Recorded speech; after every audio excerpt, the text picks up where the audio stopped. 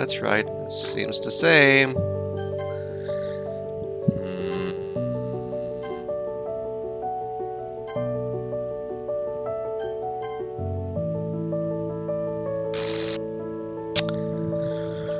It's not working. Whatever I'm doing is not working.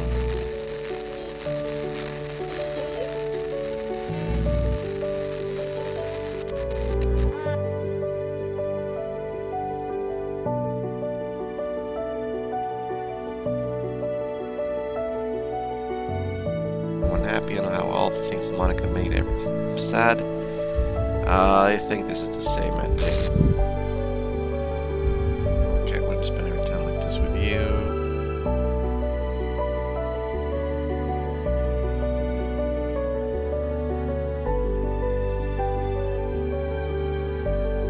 Why do I keep getting the same ending? It's not working. Yeah, Monica, I can hear you. Yep. Can you hear me? Loud and clear. That's not working. Hi, it's me. Hey, Monica. So, you know how I've been like...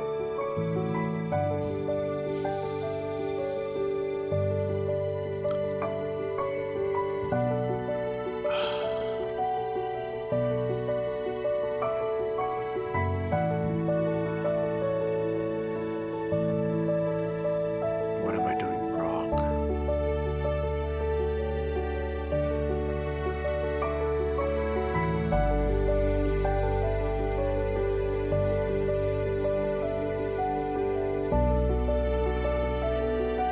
What am I doing wrong?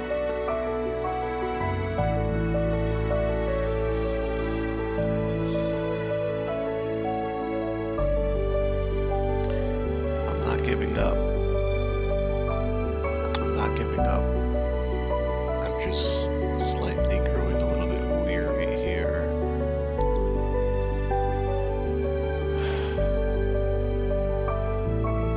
Three times I've played it, and 3 times I keep getting the same ending.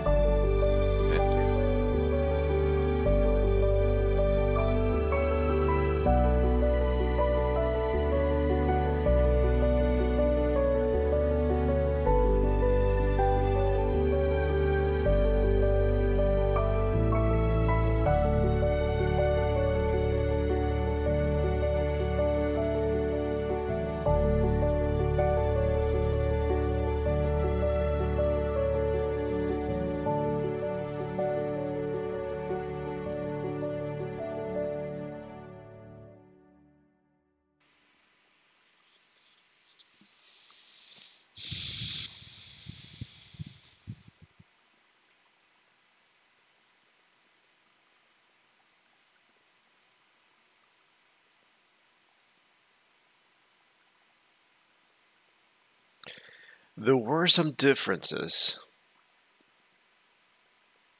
There were some differences in the 3 different things, but the main events stay the same. There's no avoiding it. I thought if I completely avoided Sayuri, she would be alright, but she always ends up the same. Now, my first playthrough was with Sayuri. I tried playing with Natsuki. Same result. I tried playing with Yuri. Same result. What am I doing wrong? What is the problem that I'm not seeing? Because I'm running out of ideas.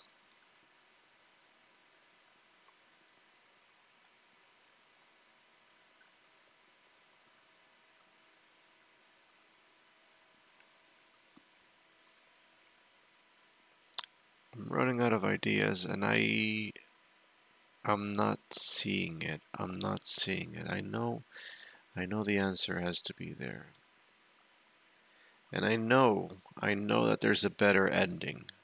I know that much. I've been told there's a better ending. And I've been told hints. 1 hint, actually, 2 hints. The 2 hints were You have to make the girls happy. And the other hint was to listen to Monica.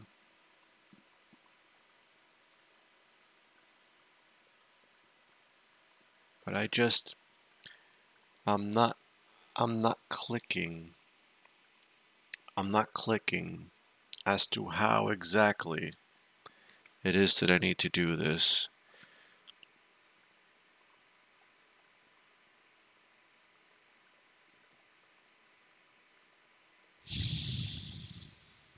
What am I doing wrong?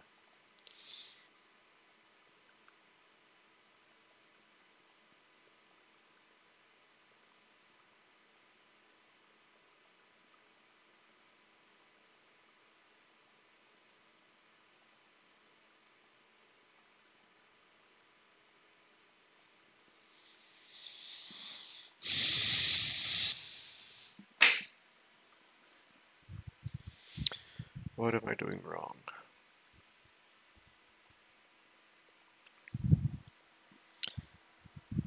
I followed the Sayuri path, and that led me to the bad end. I followed the Natsuki path, thinking that maybe Natsuki would be the one in the end that turns evil, but she didn't. It was still Sayuri. And then I followed the Yuri path. And then Yuri, thinking that Yuri was going to turn evil, and she didn't. It was still Sayori. So the default character, the okay, so all right. So the way that I'm thinking about this is there are key points in which your decisions don't change these key elements that are like they're not variables, they're constants. The only variables that I in a way have control over as far as changing outcomes is mostly in the poem creation. With the poem creation, depending on my choice of words, I choose if I choose Sayori words, I hang out with Sayori, and then she bumps her head, right? If I choose Natsuki words, what ends up happening is that I start hanging out with Natsuki, and if I choose Yuri words, I end up hanging out with Yuri.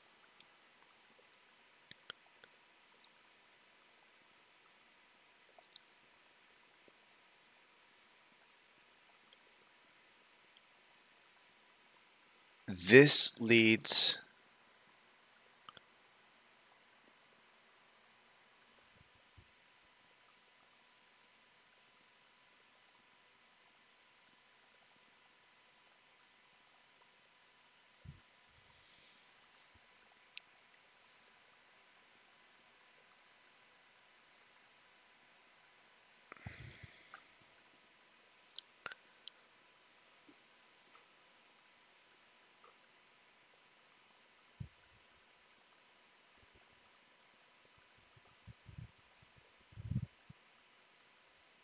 what am I doing wrong?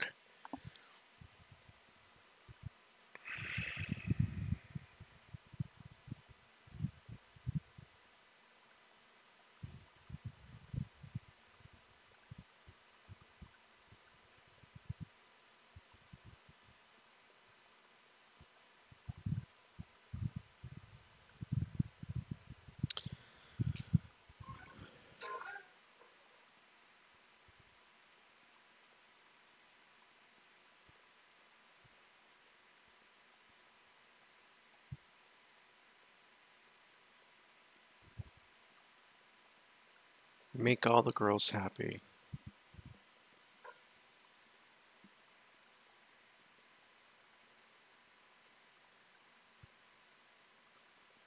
Make all the girls happy.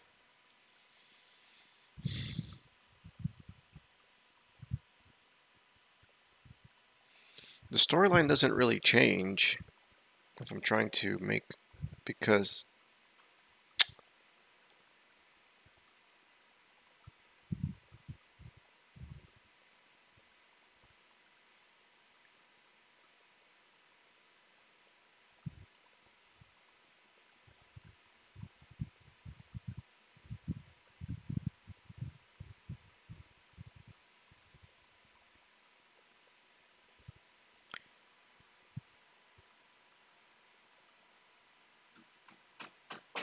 wait a moment. Wait a moment. Okay, okay. Hold on, hold on. In the ending,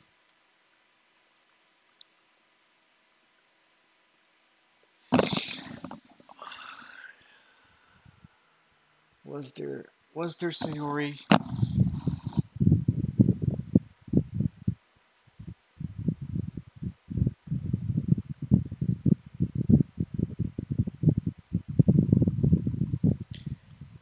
Was there Sayuri?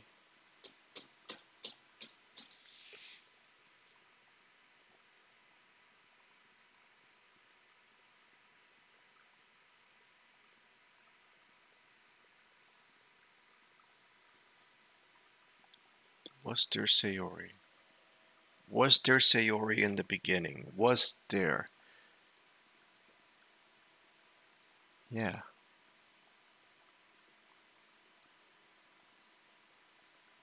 Yeah. Okay. Okay, so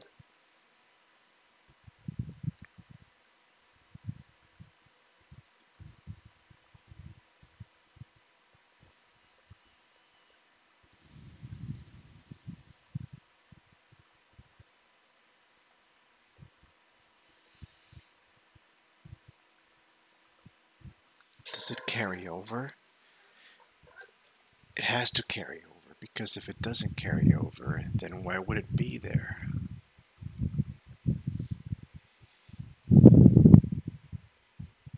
So that means, okay,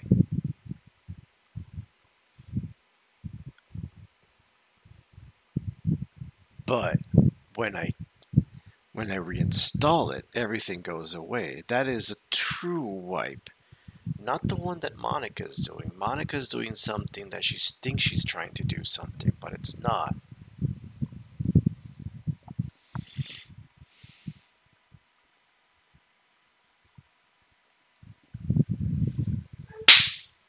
I haven't tried that. I haven't tried that because I didn't think it was going to work, but it does save the things that you've seen.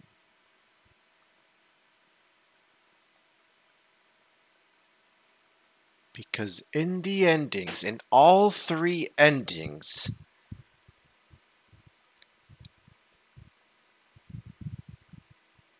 in all three endings, the CGs that get deleted, they're always different. In the Natsuki and the Yuri path, I have absolutely no Sayuri CG, so they're all grayed out. If I do the Yuri path, I only get one Natsuki, which is forced in the second half of the game when Natsuki sits down with me and we start reading. If I do the... and I got no Sayori. If I do... what did I say?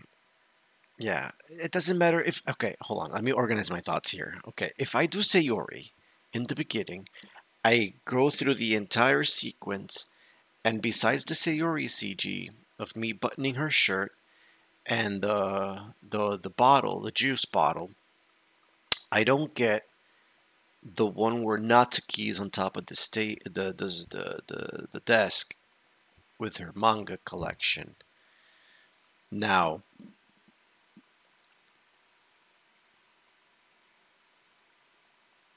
later on in the second half, I get the Yuri when she's sitting down with me, the Yuri when we're on the floor and I feed her chocolates, and the one where she's at my house, because those always happen. I always have Yuri. Do I?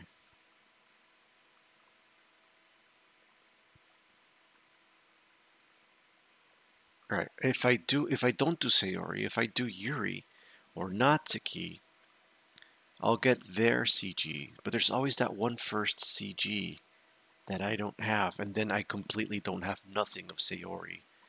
Except for the one when we're hugging.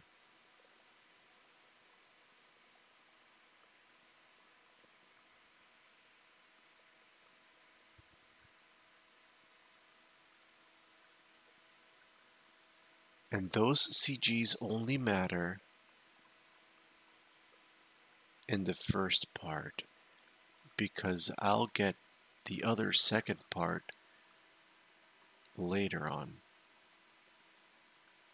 That has to be it. That's the only thing I haven't tried. I haven't tried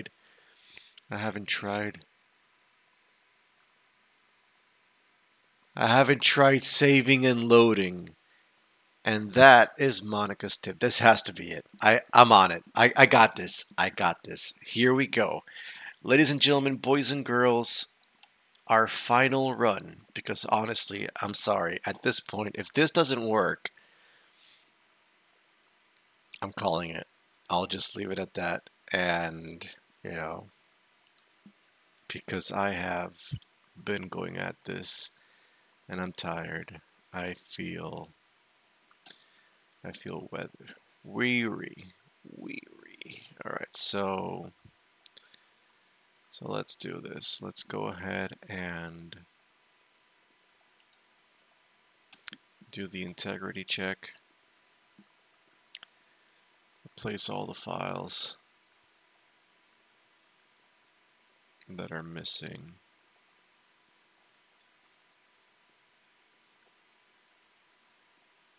Alright, good stuff, good stuff. And are we good to go? Are we good to go? Let's get started. Ladies and gentlemen, boys and girls. What am I gonna say? I don't even know what I'm saying here. Let me organize my thoughts.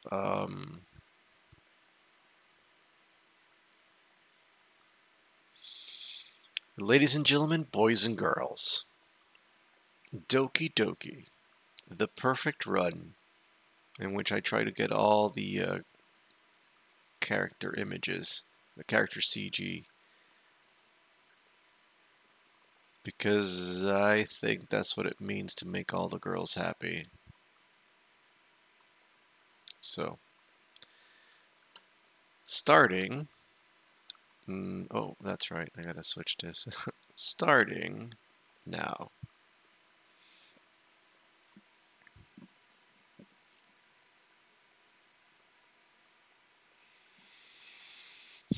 Yep, delete my existing data. We're starting over from the beginning. Here we go.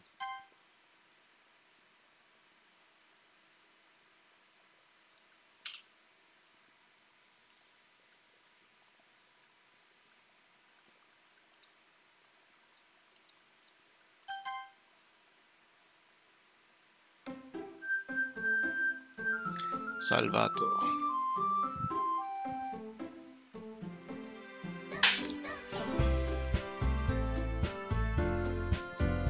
Salvato, actually, I just thought about this.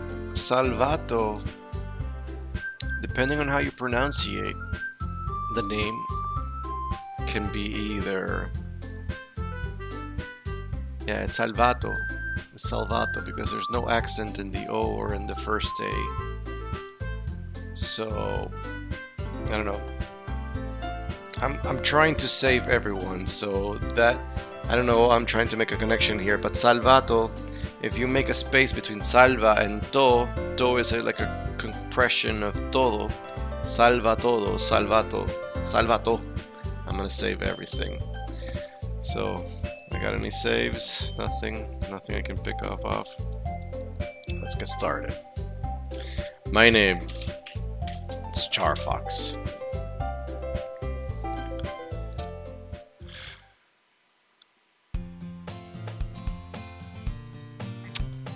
Since I uploaded Sayuri, I'm going to plow through Sayuri.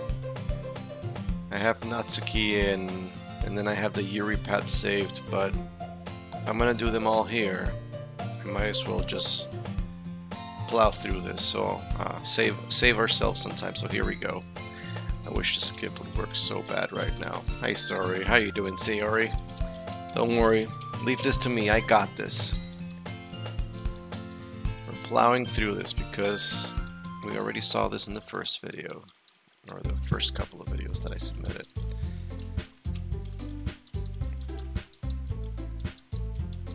I wonder if my hands can endure this intense thing here. I got this. Switching over. You know what I need? I need a turbo controller, like the ones that Nintendo used to have.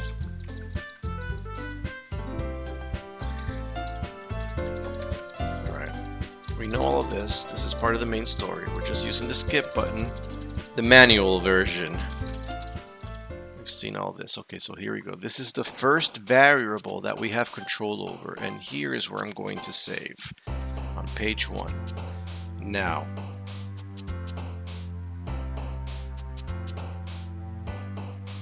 there's nothing left. I have to do everything all over. So for speed purposes, I'm gonna go through with Sayuri. I'm gonna do Sayuri first.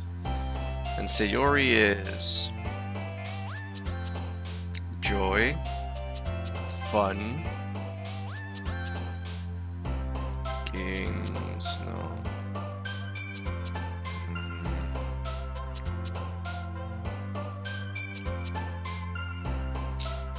Holiday, here we go.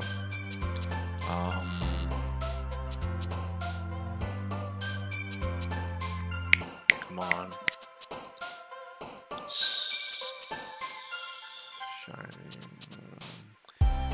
Let's do silly. There you go. Let's do boop. No, that's her. Damn it, I have like one above with Sayuri. Hold on, I got this. Cheer. There we go. Not cute. That's Natsuki. Play. Yeah, play.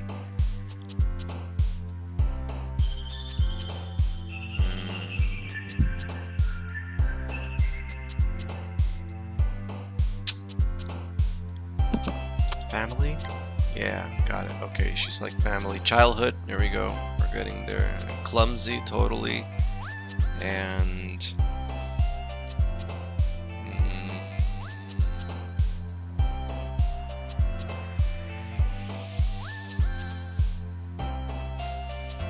what am I doing? What am I doing?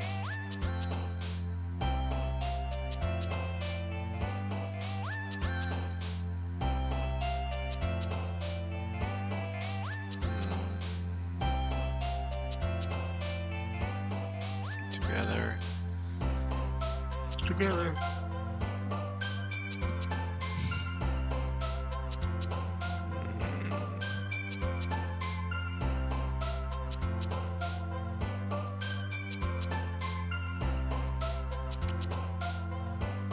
Peace?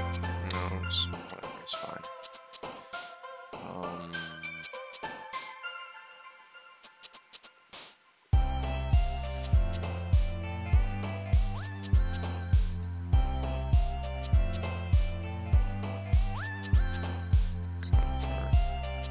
Comfort, there we go.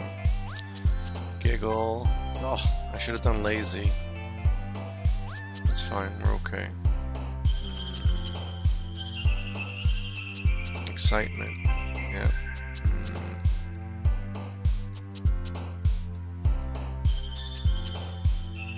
Adventure. And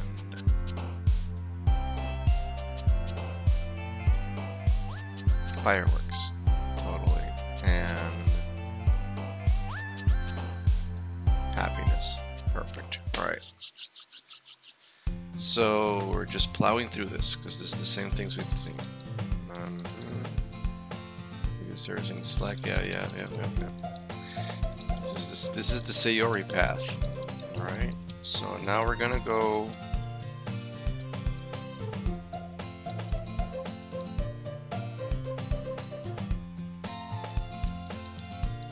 Now we're gonna go with Sayuri to the room. See, it happens before we show our poems.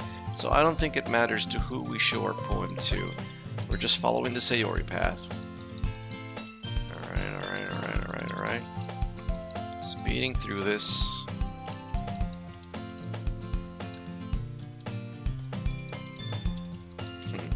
I remember this. Oh, it's been a while. It truly has. Considering all the things that we've been going through here. But not to worry. Today is the day. I know I'm gonna do it. Sayuri, childhood friend, you love it so good because I wrote it for you because it's easy to write for you. Oh, I didn't read it. I should have read it, but whatever. We're just plowing through this, guys. Natsuki has a little bit of innu there. What do you think? It's a little bit blunt. Excuse me. Whatever. I don't care. Eagles can fly. Same poem. We got this.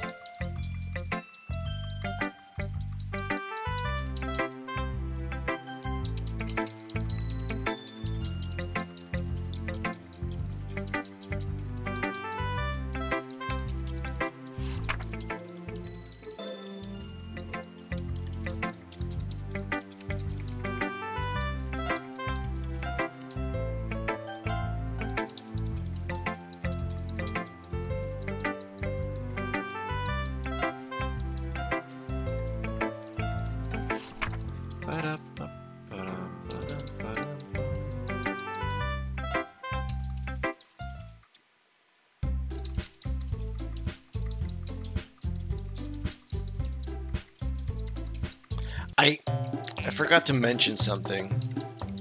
We'll get to it in a little bit. Help me, Sayuri!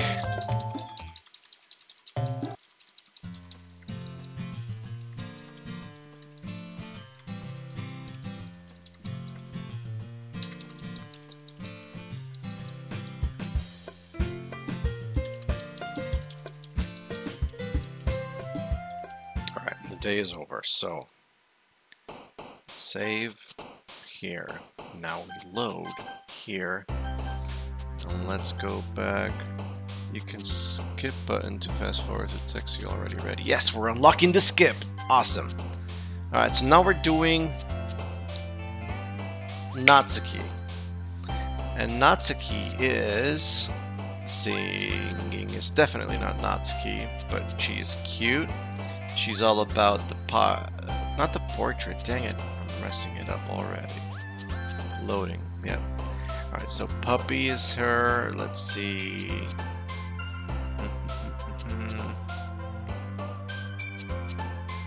Playing.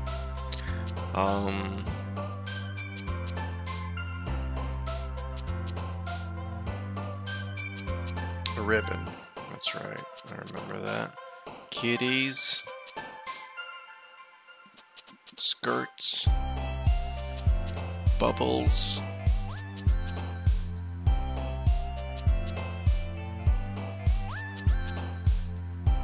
Bliss. That one. Whatever. Strawberry. Sugar. Vanilla. Doki Doki. Bunnies. Boops. Love.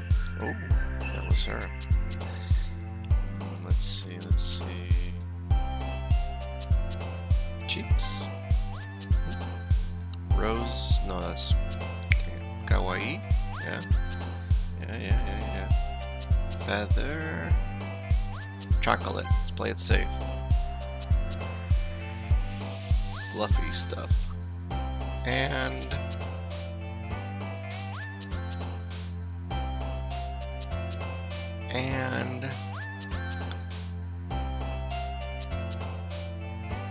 Twirl. Twirl your skirt. Whoosh. Alright, skip octave. Yes, it is. Here we go.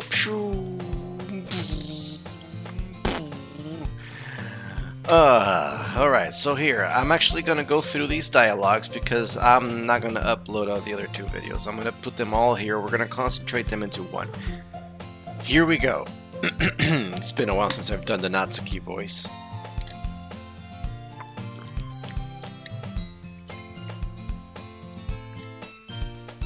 Ugh!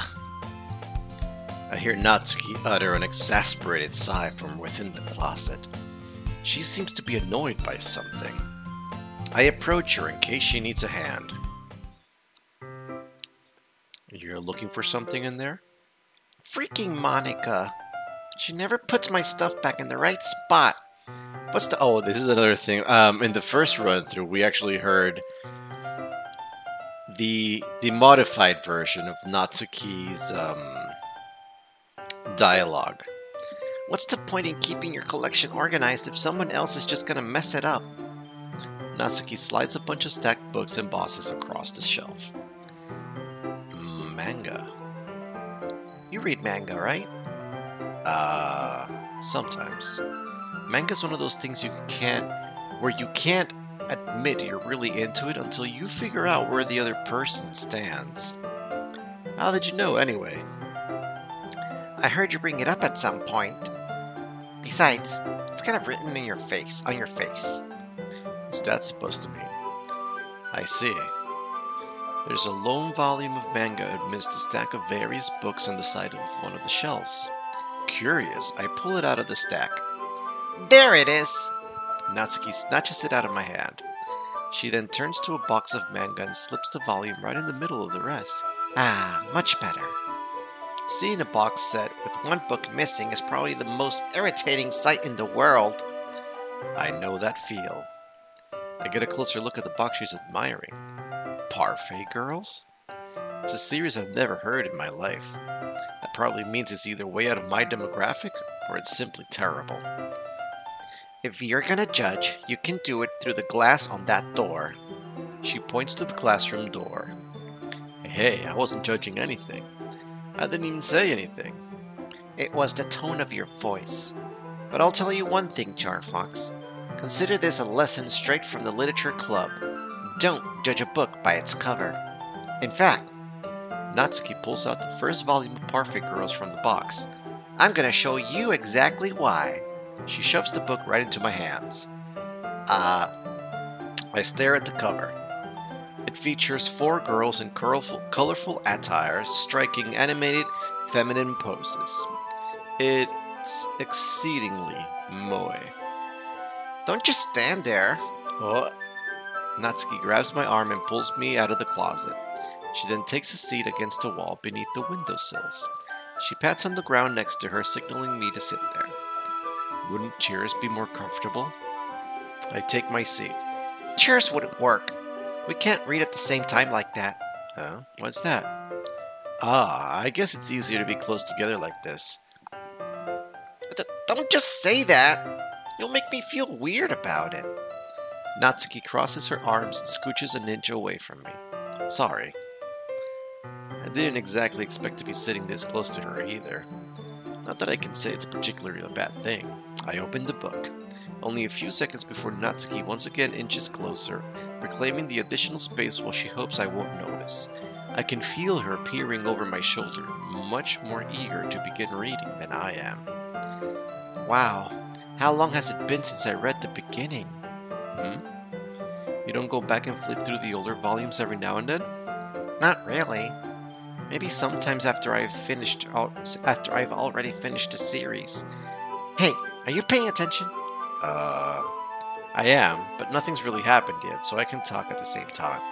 It looks like it's a bunch of friends in high school, typical slice of life affair. I kinda grew out of these since it's rare for the writing to be entertaining enough to make up for the lack of plot. So, what should I expect from this? Is there's gonna be plot? Well, obviously. You think I would enjoy something that didn't have plot? I mean, well, I guess I know what you're saying. A lot of the beginning is about simple thing. Like there's a really funny chapter where they're obsessed with the guy in the ice cream shop. But that just helps you get to know the characters. And besides, it's still entertaining. But later on, there's all kinds of drama. Like when they get into their backstories and when some of the romance starts to happen, that's really what makes it so good. There's so many touching parts. Ah, is that so? It sounds like you really know what you're talking about. Maybe I underestimated you. Hey, wait. What's that supposed to mean? Natsuki gives me a little shove. I just meant that I haven't yet seen you at your full power. Good save. Ah, this chapter seems like it's about baking. This is just a guess, but is there a lot of baking in this manga? Well, Natsuki pauses for a moment, as if she doesn't know. As if she doesn't want to admit something. Yeah. Why? Why does that matter? It doesn't. I was just curious. Since you enjoy baking too, right? Connecting the dots. That's just a coincidence. I just happened to get into baking around the same time I got this manga. Like I would ever get into anything because it's in a manga. I feel bad for anyone that impressionable. Definitely not a coincidence. Guess that explains Natsuki's interest in baking.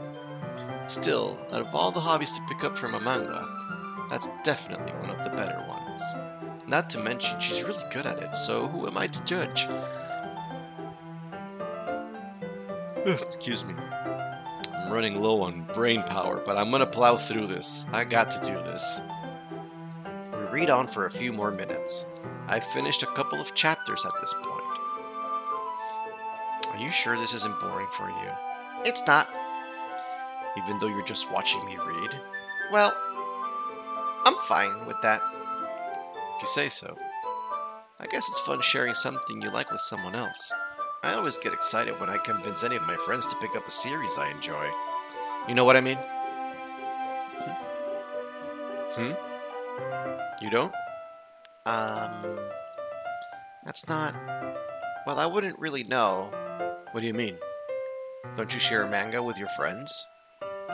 Could you not rub it in? Jeez. Ah, sorry. Like I could ever get my friends to read this. They just think manga is for kids. I can't even bring it up without them being all like, you still haven't grown up that yet? Makes me want to punch them in the face. Ugh, I know those kind of people. Honestly, it takes a lot of effort to find friends who don't judge, much less friends who are also into it. I'm already kind of a loser, so I guess I gravitated towards the other losers over time. But that's probably harder for someone like you. Yeah, that's pretty accurate. Wait, which part? I mean, I feel like I can't even keep it in my own room. I don't even know what my dad would do if he found this. At least it's safe here in the club room. Except Monaco was kind of a jerk about it. Ugh, just can't win, can I? Well, it paid off in the end, didn't it? I mean, here I am, reading it. Well, it's not like that solves any of my problems. Maybe. But at least you're enjoying yourself, right?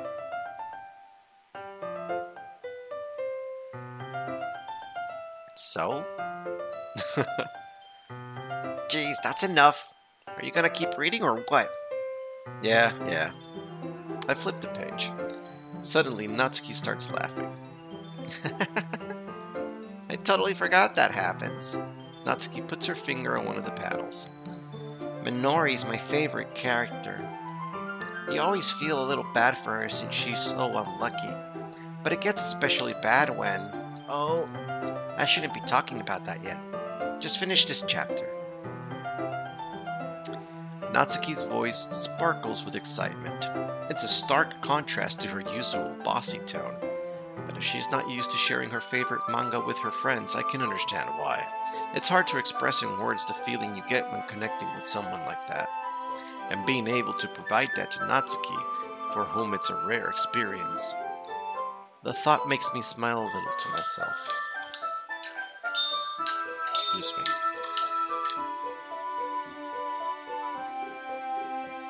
Alright.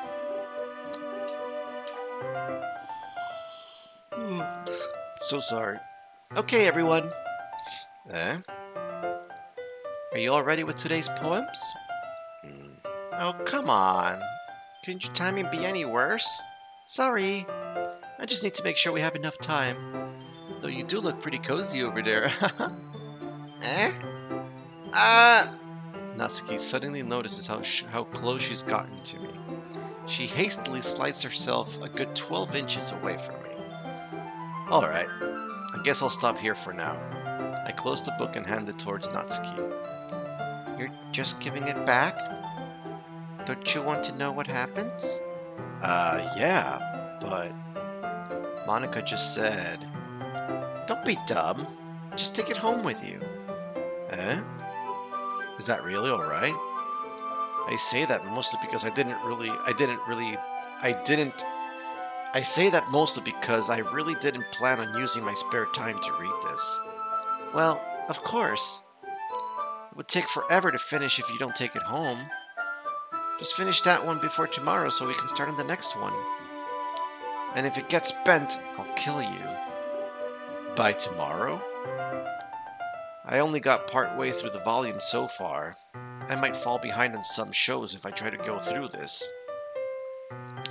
But I suppose it's a necessary sacrifice in exchange for seeing Natsuki's enthusiastic face.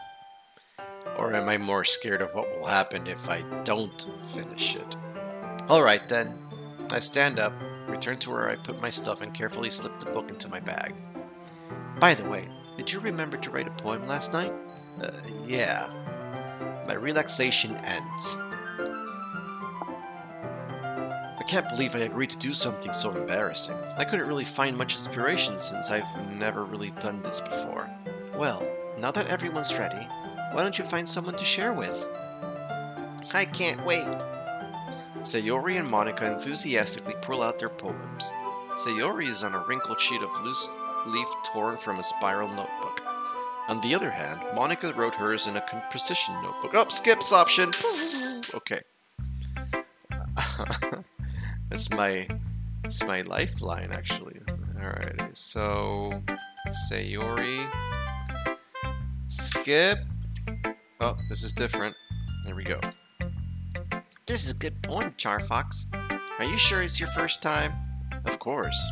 It's not that good. Am I the kind of guy who would be writing poems in his spare time? I guess you're right. But that's why it impressed me. Well, to be honest, I was afraid that you wouldn't do it seriously, or that you wouldn't write one at all. I'm really happy that you wrote one. And here we go. Got this. Alright, next up, Natsuki. Is Skip online? No, it's not. Okay, well, let's start with the things I don't like. First of all,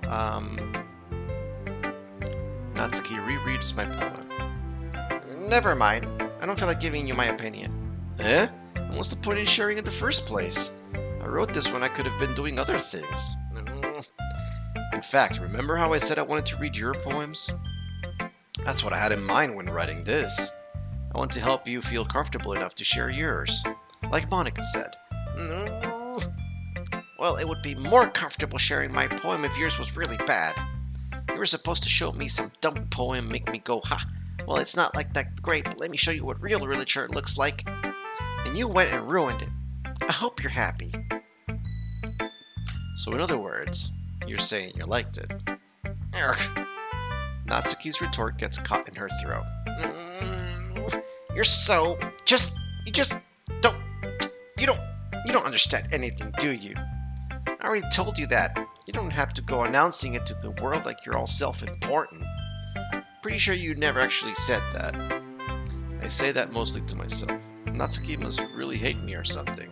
I can't figure out if it's a win or a loss that she liked my poem.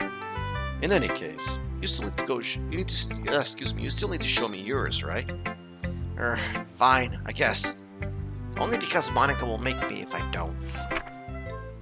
Yeah, we're good.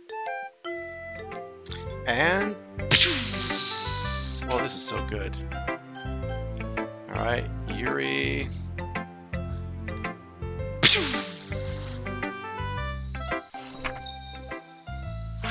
Alright, I wanted to talk about something about Monica here. In all the playthroughs that I did with Monica,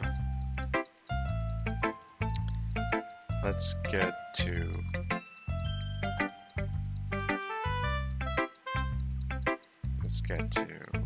her poem.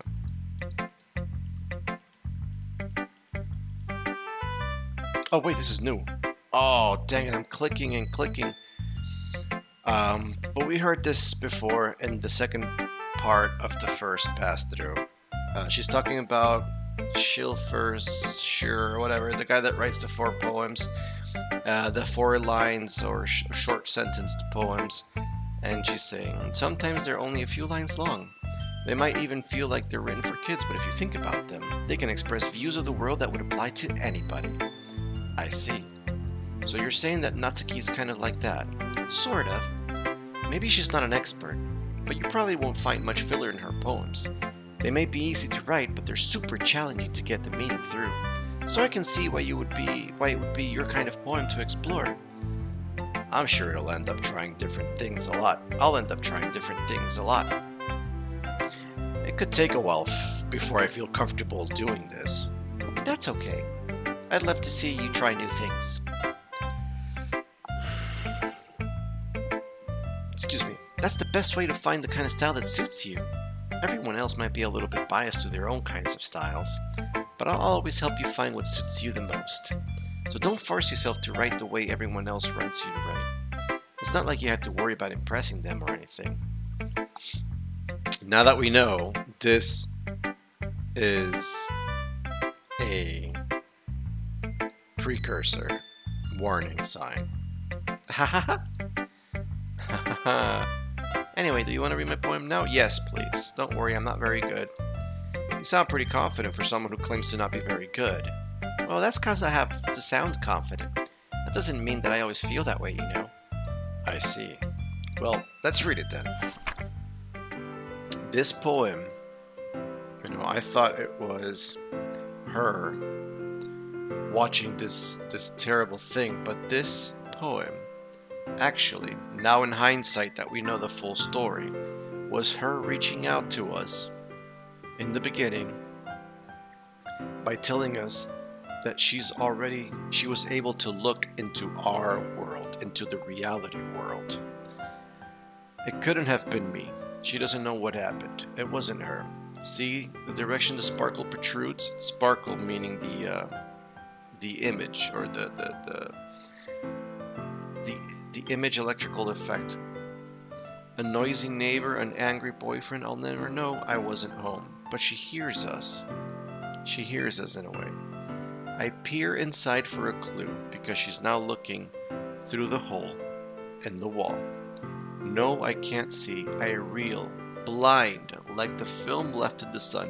She saw something that completely ruined her, in a way.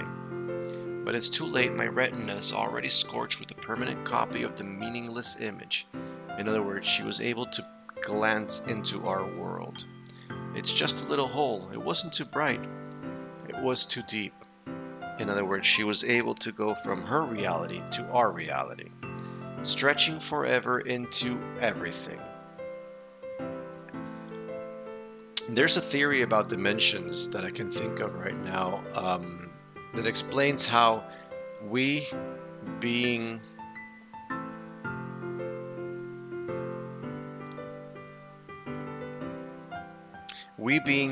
three-dimensional beings see the world in 2 dimensions. No, excuse me, we're a 4th dimensional being and we see the world in 3 dimensions. Wait, I'm confusing it. Dang it, hold on. Let me get this straight. This is important.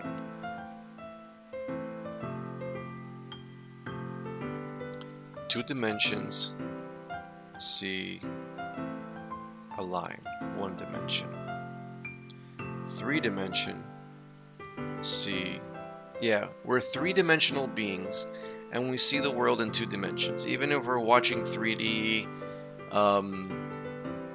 3D, three-dimensional televisions or whatever, where you cross your eyes and freaking the image pops out, you know? It's still 2 dimensions. Even though the image seems closer or further, it's still 2 dimensions. You don't really see things in 3 dimensions. You can't kind of like look around the object when you're looking at it, and therefore moving up the scale, I think the guy's name was, I forgot what his name was, honestly, and that's bad. But anyway, this is not my theory. This is just information of how he was explaining dimensions. Was it Carl Sagan? I don't remember. I think it might be Carl Sagan, or maybe Carl Sagan is somebody else. But anyway, I might put it down there once I remember who or what it was. So, 2-dimensional beings, right? You have your X and your Y. 2-dimensional beings are your shapes, because a 1-dimensional being is either your X or your Y, which are your lines, right? So 1-dimensional is a dot that makes a line, and 2-dimensional is your X and your Y, right? And with that you can create shapes, but they don't have depth. They're just a flat shape. And 3-dimensional, you have your X, your Y, and your Z, right? Now, if a 3-dimensional being would present itself into a 2-dimensional being, it would look really weird, because the 2-dimensional being would see only what he can see. Since he's flat, he would only be able to see lines, all right? So let's take this for example. This is a 2-dimensional being, but he's flat. He's like this, because he doesn't have 3rd dimension. He doesn't have the Z-axis. So if a 3-dimensional object, for example this one, would present itself to the 2-dimensional being, the 2-dimensional being would only be able to see whatever ring is being like seen at the time. He'll only be able to see lines like this. So 2-dimensional beings only see in 1 dimension, whereas 3-dimensional beings can actually look in 2 dimensions and see the X and the Y. And that's us. We're 3-dimensional beings, and we can see in 2 dimensions. We can see the X and the Y, but we can never see the Z. We can't really go behind the object and look at it. So for her, being a 2-dimensional being, because she's flat all the time, she looked into a 3-dimensional world and she couldn't understand what was happening. That took longer than I needed it to take, but I'm sorry about that. That's what I wanted to explain here. Stretching forever into everything, a whole of infinite choices. As a 2-dimensional being, like I mentioned, she sees 1 dimension, and everything is constantly changing, everything is constantly moving. I was looking out, and he, which is us, on the other side was looking in through the monitor. So I reread this in one of my pass-throughs, and just wanted to mention it here, since this is the perfect run where everything comes together, and I needed to mention this. So what do you think? It's very freeform, if that's what you call it. Sorry, I'm not really the right person to ask for feedback. It's okay. Yeah, that kind of style has gotten pretty popular nowadays. Is skip good? Yeah, skip's good. There we go. Okay, they're fighting. And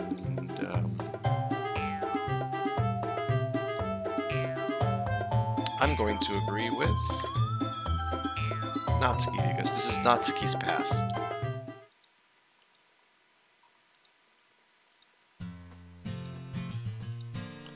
I'm not reading this, I'm sorry. Yuri! You're very talented. Well, but Natsuki has a point. I racked my brain in an attempt to back myself up. Let me try to write that right. Yuri, you're really talented. Well, but Natsuki has a point. Yeah, I got it right. I think that I racked my brain in an attempt to back myself up. I think that conveying feelings with few words can be just as impressive as well. It lets the reader's imagination take over. And Natsuki's poem did a really good job at that. Yeah, it did, didn't it? Shows how much you know. That's not... Natsuki, I think that's enough. Huh? Me? But she was so mean to me. Natsuki boys whines. Look, what we talked about yesterday was right. Writing is a really personal thing, and sharing it can definitely be hard. It looks like we learned that today. Even small criticism can lead to something pretty heated. I glance over my shoulder. Sayuri is nodding vigorously. Yeah, so... You don't need to feel threatened. You're a great writer, Natsuki. Natsuki's voice gets caught in surprise. Thanks for noticing. She finally mutters that, barely audible. Yuri. Yuri looks at me dejectedly. With a face like that, I can't help but feel bad for her as well. I'm sure that Natsuki didn't mean everything she said. So you don't need to feel threatened either. Well, if you say so. Hey! It's not like you need to apologize for me, CharFox. Sheesh. Natsuki takes a breath. I think about... Natsuki glances around the room. Would everyone stop staring at me? Unsurprisingly, Natsuki has a harder time with it than she boasted. Sayuri and Monika look away. Anyway, the thing about your boobs, I didn't mean it, okay? That's all. Natsuki looks away, avoiding eye contact with anyone. Yeah, you're naturally beautiful, Yuri. Sayuri? I'll go make some tea. Eh? I was just trying to help. I'm sure she appreciated it, Sayuri. I pat Sayuri on the shoulder. Well, now that we're past that, everyone's read each other's poem, right? I hope that was worthwhile for everyone, especially you, CharFox. And to be honest, it's a nice change of pace from the lazing around we got a little too used to. So my joining the club was responsible for ruining the atmosphere. No, not at all. Not at all. There's still some time before we go home, so we'll all relax for a bit. Of course, besides chatting, we do literature-related things in the club room, so maybe you can take the chance to pick up a book or do some writing. After all, that's what the club's for. I disagree, Monika. About what? That's not the most important thing about the literature club. The most important thing is having fun. Of course. Well, I guess that's why you're the vice president, Sayuri? Was she always the vice president? Yeah, because when... Yeah, that's right. I got it. I'm getting confused. So many parallels and so many similar things. In the end, though, Monika's right. Being in the literature club probably means I can't spend all my time doing nothing. But in the end, I guess it's been worth it so far. Okay, everyone. Alright, so, save. This one was Sayuri, this one's Natsuki.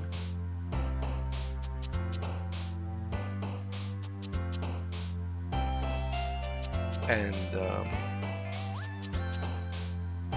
load. Yep. And now we're gonna do Yuri. Fester, massacre, disaster, misery.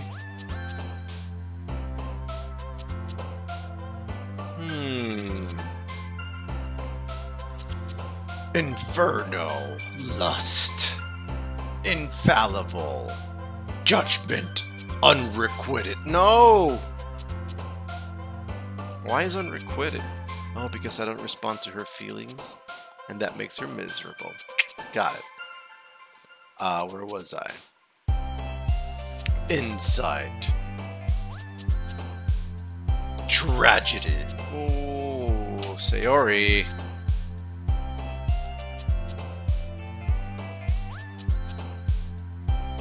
We're pushing through, we're pushing through. Despise. Philosophy. Determination. Afterimage. Death. Death with Sayuri, why? At this point, why? Has she already been corrupted? Dang it. Frightening. Tenacious. Depression. Sayuri is depressed, that's right. That's right. She suffered from depression since the beginning. I'm making this right. We got this. We got this. Agonizing.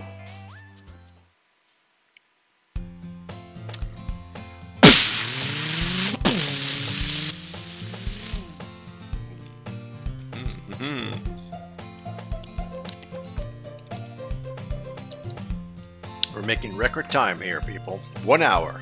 I'm really curious to talk to Yuri a little bit more, but at the same time I would feel bad for distracting her from reading. I catch a glimpse of the cover of her book. It looks like the same book she lent to me. More than that, she seems to be on the first few pages. Ah. Crap. I think she noticed me looking at her. She sneaks another glance at me and our eyes meet for a split second.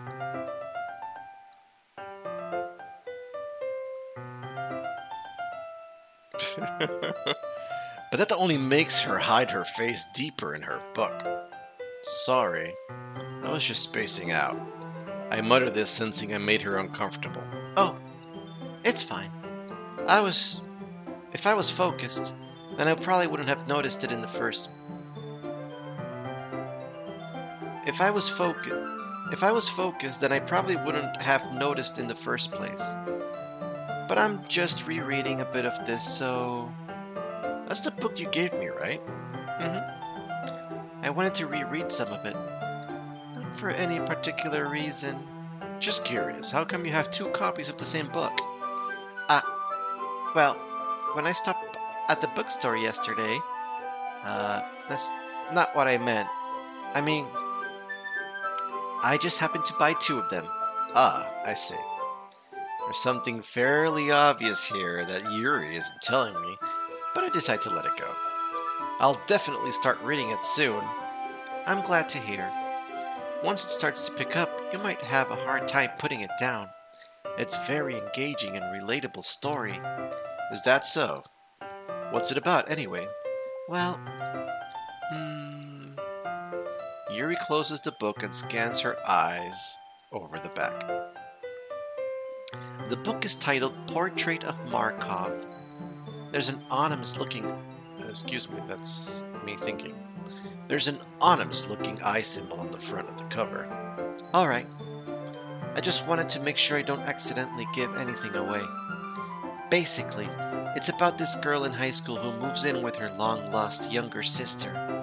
But as soon as she does so, her life gets really strange. She gets targeted by these people who escaped from a human experiment prison. And while her life is in danger, she needs to desperately choose who to trust.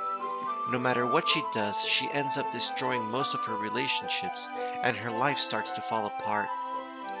It's kind of dark, isn't it? Yuri made it sound like it was going to be a nice story, so that dark turn came out of nowhere. Yuri gently giggles all of a sudden. Are you not a fan of this sort of thing, CharFox? No, it's not that. I mean, I can definitely enjoy those kind of stories, so don't worry. I hope so. Yeah, I totally forgot that Yuri is into those things. She's so shy and reclusive on the outside, but her mind seems to be completely different. It's just that those kind of stories... They challenge you to look at life from a strange new perspective. When horrible things happen, not just because someone wants to be evil, but because they have their own goals or their own philosophy that they believe in. Then suddenly, when you thought you related to the protagonist, they're made out to be the naive one for letting their one-sided morals interfere with the villain's plans. I'm rambling, aren't I? Not again. I'm sorry. Hey, don't apologize. I haven't lost interest or anything. Well, I guess it's alright then. But I feel like I should let you know that I have this problem.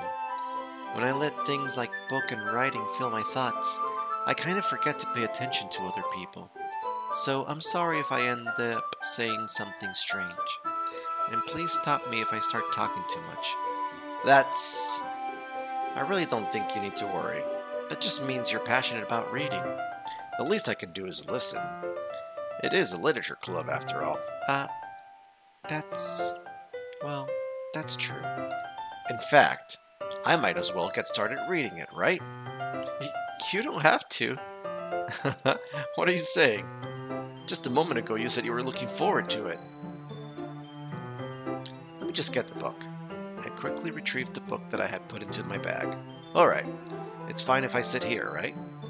I slip into the seat next to Yuri's. Yeah. Are you sure? You seem a little bit apprehensive. I'm sorry. It's not that I don't want you to. It's just something I'm not very used to. That is, reading in company with someone. I see.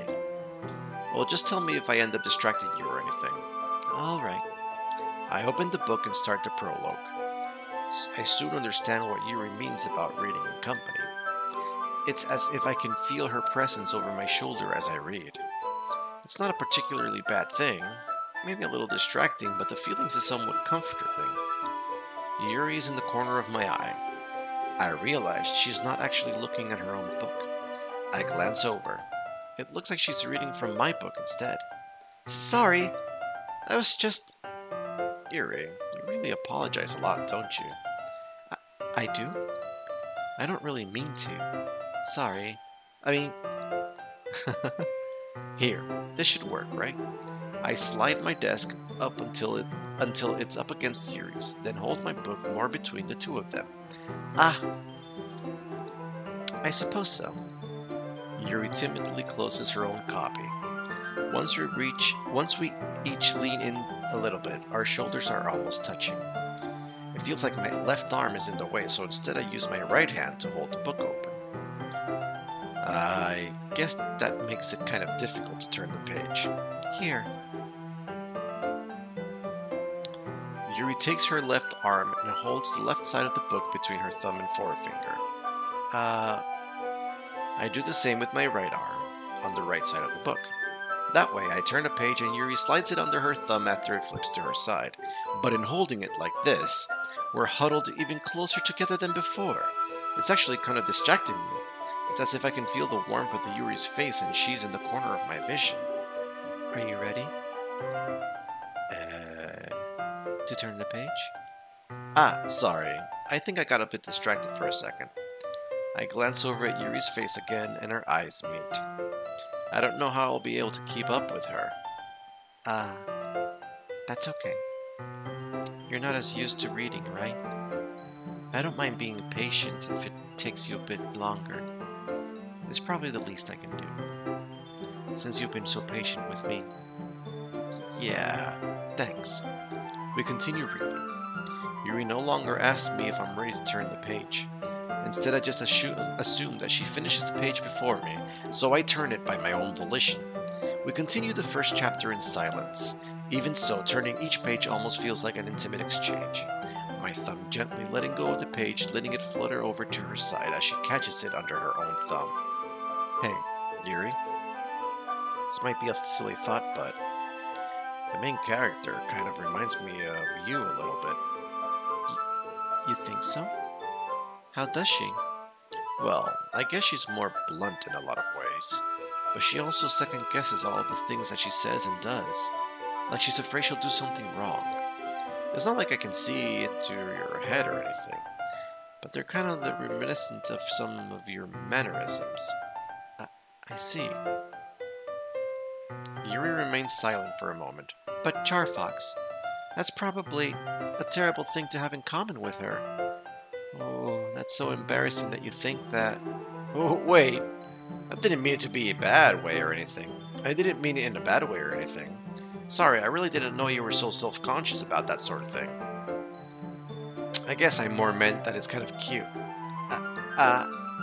What are you saying all of a sudden? Okay, everyone! I think it's about time we share poems with each other. We might not have enough time if we wait too long. You know, in hindsight, you can start picking up of when she actually interferes. But that's okay. We're gonna save everybody. Yuri exhales, spared from finishing her thought. Is that alright, Yuri? You look kinda down. I'm sorry if you haven't been looking forward to this. It's not. It's fine. Yuri releases her hand from the book, causing it to close on top of my thumb. Alright, I guess I'll do some reading tonight. Or would you prefer I read it with you? I guess I don't have too much of a preference either way. In that case, I'll read a little more tonight. It'll be more fun to read with you after it picks up a bit, you know? That's good reasoning. In that case, feel free to finish the first 2 chapters in your own time. Alright. I stand up. I make a mental note of where I left off in the book, then slip it back into my bag. By the way...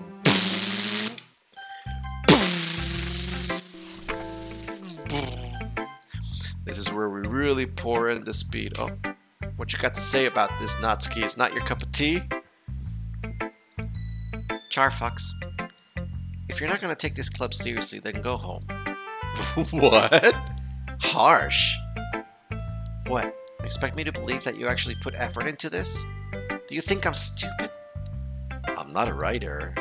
Maybe it's not very good, but yeah, I did put in effort. We all start somewhere, right? If you're still proud of the first poem you ever wrote, then I'd like to read it.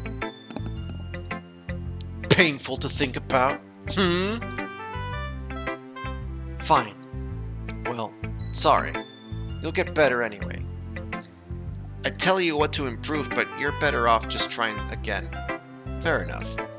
Well, to each their own, I guess. Anyway, I guess I gotta share mine now.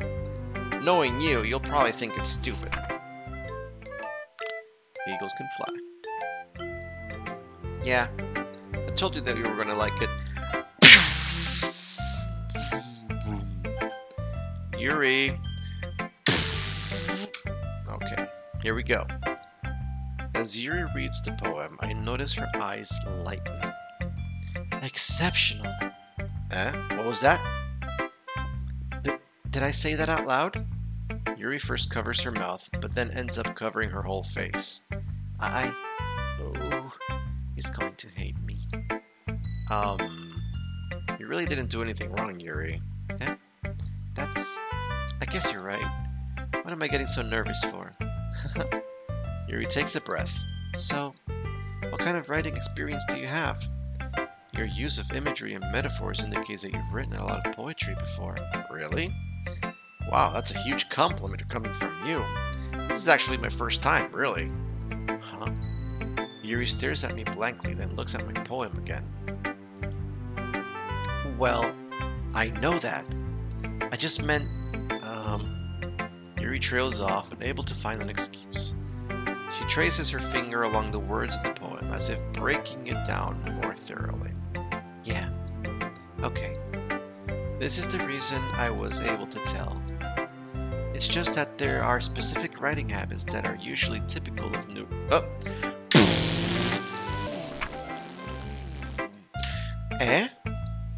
It's nothing, really. Yours was impressive too, so... Nah. If anything, I could probably learn a thing or two from you. You think so? Yeah, of course. You know, I was really nervous about doing all this, but in the end I enjoyed it. I'm going to keep doing my best for you, CharFox. Me too. And Monica. Great job, CharFox. I was going ooh in my head while reading it. It's really metaphorical. I'm not sure why, but I didn't expect you to go for something so deep. I guess I underestimated you. It's easiest for me to keep everyone's expectations low. That way it always counts when I put in some effort. That's not very fair. Well, I guess it worked. Anyway, you know that Yuri likes this kind of writing, right? Writing that's full of imagery and symbolism. Unlike Sayuri, who likes using simple and direct words to describe happiness and sadness. I'm so sorry, guys. I got a work phone call.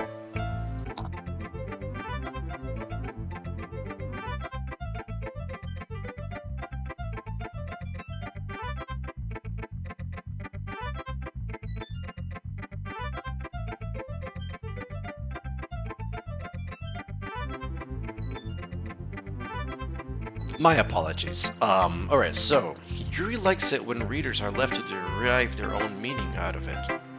It's very challenging to write like that effectively, both allowing people to get something out of it just by feel, or letting them deeply analyze all of their nuances.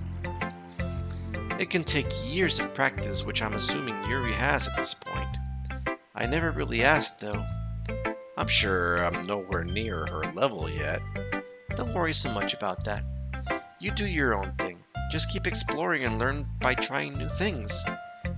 I'm sure I'll end up trying different things a lot. Okay, we're skipping.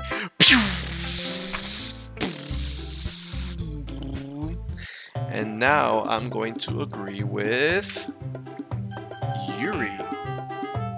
Right? I'm agreeing, right? Yeah, I'm agreeing. Here we go. Oh. Natsuki. Natsuki. You're right that I liked your poem. See? Wait.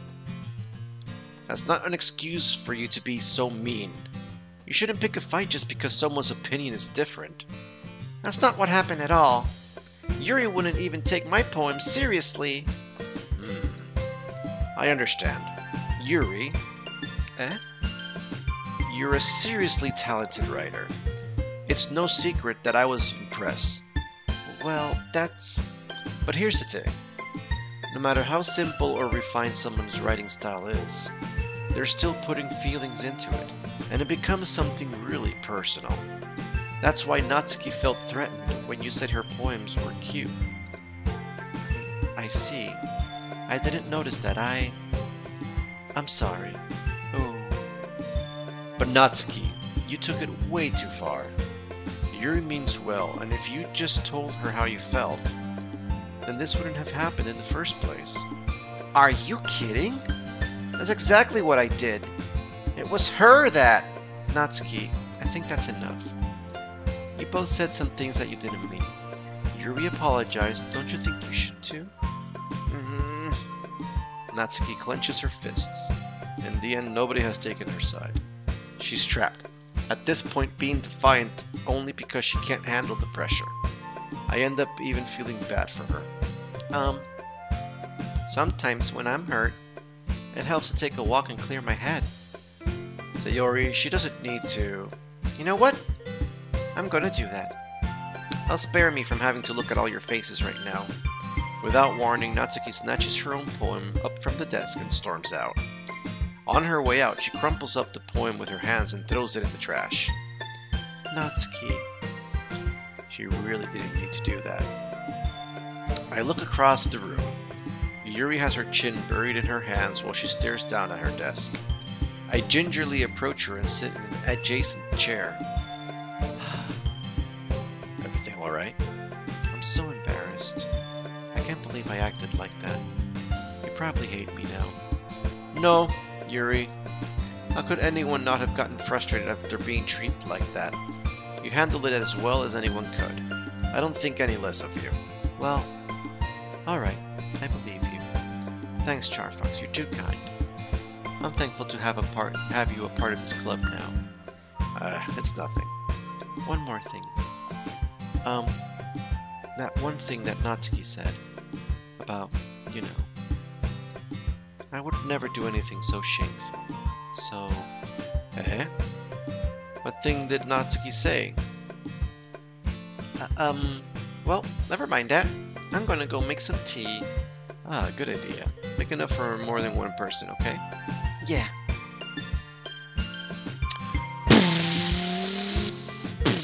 Alright, day 2. And this one is for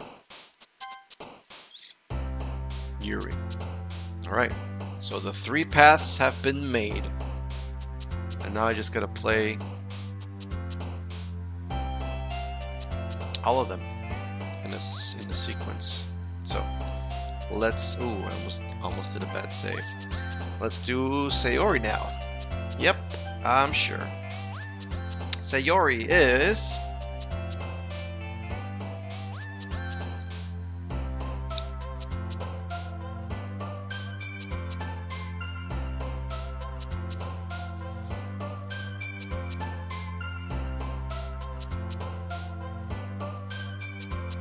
Journey.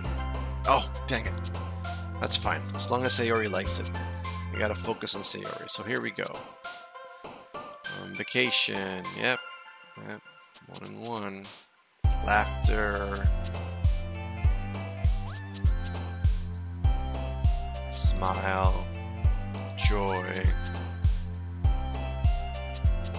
Adventure. Silly. Lazy.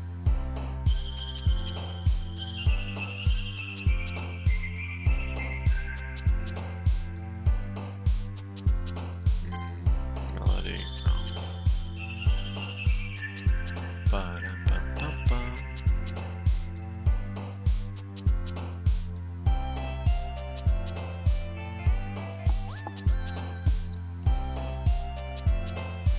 Sunny.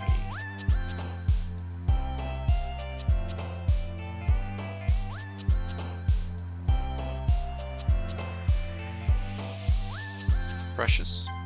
Yeah. Summer. No, dang it. That's fine, we got this.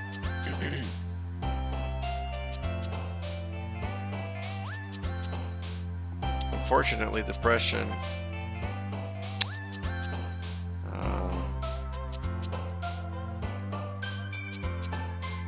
Happiness.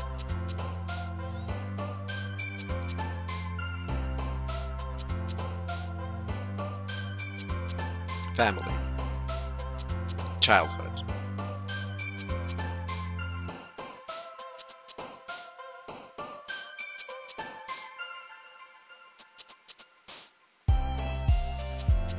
Fantasy.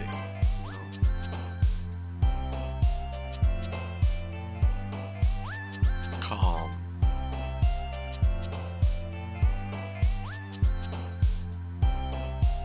Whistle. No. Giggle. No! Dang it! I hope it's not a Natsuki. Alright, let's plow through this.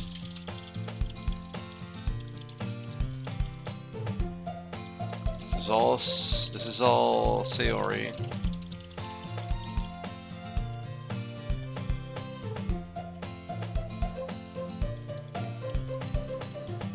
I think she got smacked, by the cookie. That's right.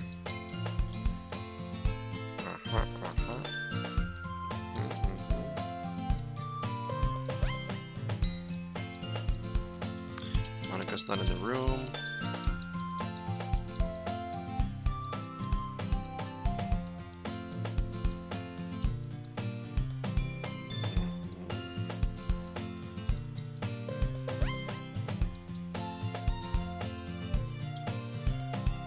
Alrighty. There we go. Sayuri. We did it. We got Sayuri. So we're pushing through.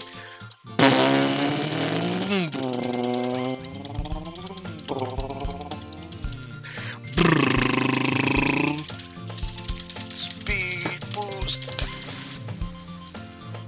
She looks so cute here. Alright, we're going. Get her the juice. Put her on her head.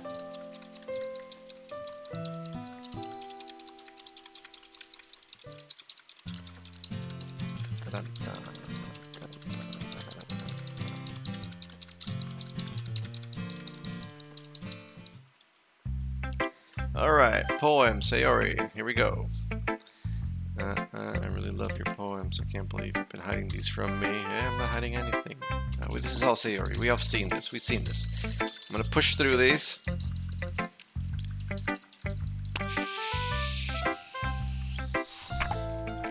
Bottles. That's right. I remember that poem. Next up, Natsuki. This is all Sayuri. Same dialogue of the Sayuri path. Amy likes spiders. We did this one. Nothing to see here. Moving along. Yuri. She's not like, oh, what happened? That's in her own path. We got this. And last but not least, Monica.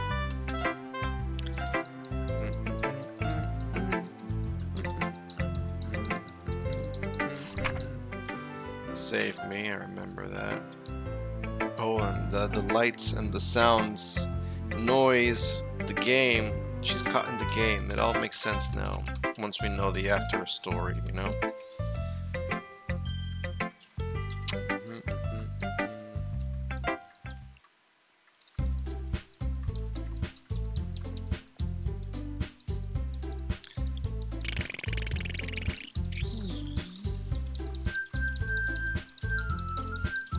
What's our time? Hour and a half. Record time. We got this.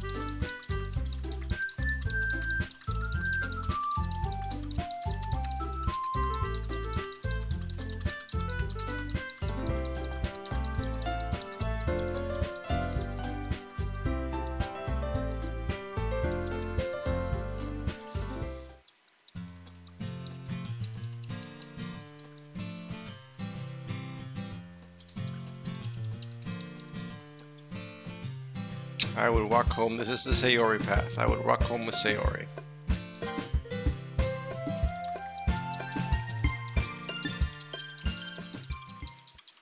Alright. And that brings us here. So save on the Sayuri path. Boop. Yes. Got it. Now we load on the Natsuki path. Got it. Doki Doki! Secretive. Nope. Dang it. Sugar. Bunnies. And summer. And ribbon. And lollipops. And chocolate. And sweet. No, dang it. And candy. And puppies. Roses or kisses? Roses. I'm gonna play it safe. Skirt. I know skirt. And skipping and bubbles and bouncy and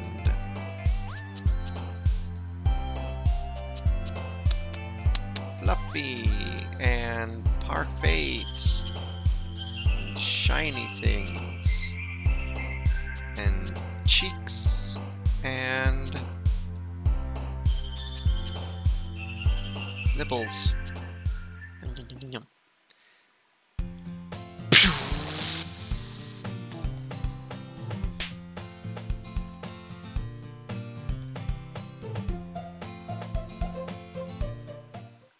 Alright, Natsuki time. It's not long before Natsuki comes up to me expectantly. Yeah, don't worry, I kept my promise.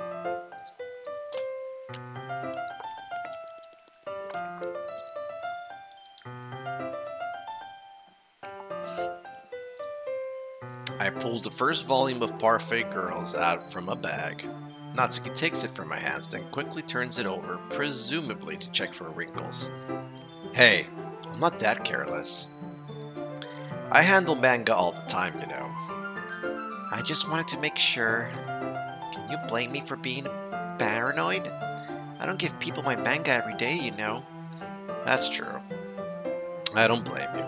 Well, anyway, let me put this one back. I'm gonna get the next one, okay? Natsuki makes her way to the closet. I follow. So, you're gonna tell me everything you thought, right? Where did this volume leave off again? I forget. Ah, the chapter ended when Minori and Alice found... Monica! Natsuki's room resonates out from inside the closet. Eh? I peer inside. All of Natsuki's books are lined up on the top shelf. Did you move my manga again? Ah, sorry. The teacher got mad at me for taking up so much space in her closet, so I had to move some stuff around and clean up a little. It's all still there, I just had to organize it a bit. The top shelf is far above Natsuki's head. She makes a futile hop trying to figure out how to reach her manga. Jeez, this is so inconvenient. I'm moving all these back down. There's plenty of room on these shelves. And besides, they're really pretty to look at if they're all lined up. Why would you waste that on the top shelf? Natsuki. There's a stool on the wall there. In the closet, there is a collapsible stool that's hanging on the wall. If you want, I can reach up there and hand them to you. I can get them myself. Natsuki grabs the stool from the wall and unfolds it. You think I'm too short or something? I mean... I knew it! Well, you know what? Just watch me! Natsuki hops onto the stool, which ends up being a little wobbly because of its collapsible design. Careful. I know what I'm doing! Standing on the stool, Natsuki's fingertips reach the top shelf. The stool would be enough for me to easily grab the books, but Natsuki's being stubborn as usual. Natsuki uses her fingers to scoot one of the smaller boxes to the edge of the shelf. See? The box suddenly tips. Natsuki barely catches it before it falls to the floor. The stool wobbles. Losing balance, Natsuki tops off the stool. Thankfully, she was able to stay on her feet. She holds the box triumphantly. There! Having almost fell, Natsuki's a bit shaken up. Jeez, no need to prove yourself to me. There's no way you'll be able to get the bigger boxes like that. I can reach them, so just... I said I can do it! I don't want your help, okay? I'm gonna get a chair, so just hang on. Natsuki forces her way past me out of the closet. Let's see... The classroom chairs have the desks attached, so they're too inconvenient to fit into the closet. Aha! Natsuki trots over to the teacher's desk, which has a computer chair behind it. She rolls it on its wheels back to the closet. It's a little dangerous since the chair has swivels and rolls. But I've already learned my lesson, so I'll keep my mouth shut. Oosh! Natsuki climbs onto the chair, then slowly balances onto her feet. Since she refuses my help, I take a seat with my back against the side of the doorway and simply watch. Aha! There we go. See? I can easily do it now. Natsuki grabs a stack of manga and bends down to put it on the shelf below. Wah! The chair swivels. Natsuki catches herself on the shelf. What are you doing? Can you at least hold the chair steady instead of sitting and doing nothing? Who was it who told me not to help? Yeah, I got you. I hold the chair while Natsuki reaches back up. I can almost see up her skirt. Good. I force myself to turn away. Natsuki seriously didn't think this through. Once she realizes, I'll be dead. Hup! Natsuki wraps her arms around the Parfait Girls box set, easily the largest one on the shelf. Ooh, heavy. Hey, CharFox? I don't think I can bend down without falling. Hurry and take this one.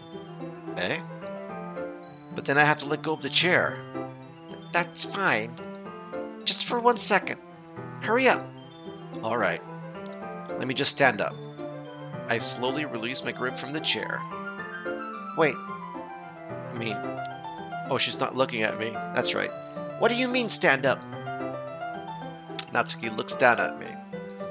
Why are you all the way back? Natsuki looks like she just realized something, but she'll lose her balance if she moves. Natsuki, the box. What are you looking at? You're trying to look at my... Natsuki's legs shake. I'm not. I was just... Natsuki, don't try to move. Just give me the box. You perv! You set me up. Go away. Get out. But I'll do it myself. The chair suddenly swivels beneath Natsuki's feet. Natsuki! Yeah! The scene turns to chaos in a split second. The chair flies from under Natsuki's feet. Frantically, I try to catch her. The box topples out of her hands and the books go flying. I got you! The full force of Natsuki's bodies against me throws me to the ground. A whole bunch of books pelt me in the face. Natsuki tries to shield herself with her own arms as her face lands straight on my chest. Ugh. My right arm and my back seriously felt the impact. Oh. Slowly, Natsuki comes to her senses. She presses her arms straight into me to prop herself up. Natsuki seems to realize that it's not the floor that's beneath her. Gross! Gross! A fist pounds into my chest. Natsuki then hoists herself to her feet. What were you thinking, you sicko? Everything okay over here? I heard a loud noise. Monika suddenly peers in. Monika, see what happens when you put the manga on the top shelf? Are you trying to kill your club members or something? Jeez, sorry. Oh, and one more thing. Seems like your most recent club member is a total pervert. So I hope you're happy. I didn't. Somehow it's impossible for me to explain this whole bizarre situation to Monika. I didn't do anything, I swear. I know, don't worry. Monika says that quietly to me. Looks like I'm off the hook. Oh no. That's right. Oh no. I look down. Natsuki is kneeling on the floor holding one of the books that are scattered all over. There's a large diagonal crease along the page that she's desperately trying to smooth out. It must have landed on that page. Natsuki tries a bit more to fix the crease, but she can't get it out. Suddenly, she gives up and slams the book shut, then throws it to the floor. Instead of continuing to yell, she just lowers her head. Natsuki, are you... No! Natsuki voice squeaks. I see tears on her face. I'll help you get the crease out, okay? It's partially my fault, so... Natsuki shakes her head, still looking down. No. I don't even care that much. I'm just having a really bad day today. Natsuki sobs again. I didn't mean to take it out on you. I really didn't mean to. It's fine. Is there anything you want to talk about? Natsuki shakes her head. Just every day is so hard. I just want to come to the club and... Natsuki falls silent again. I can't press her, so I can only do what I know how to do. Alright. Well, I'll help you clean this up. And I'll move the rest of your manga for you. I picked volume 2 of Parfait Girls. We'll set this one aside. This will help cheer you up a bit, right?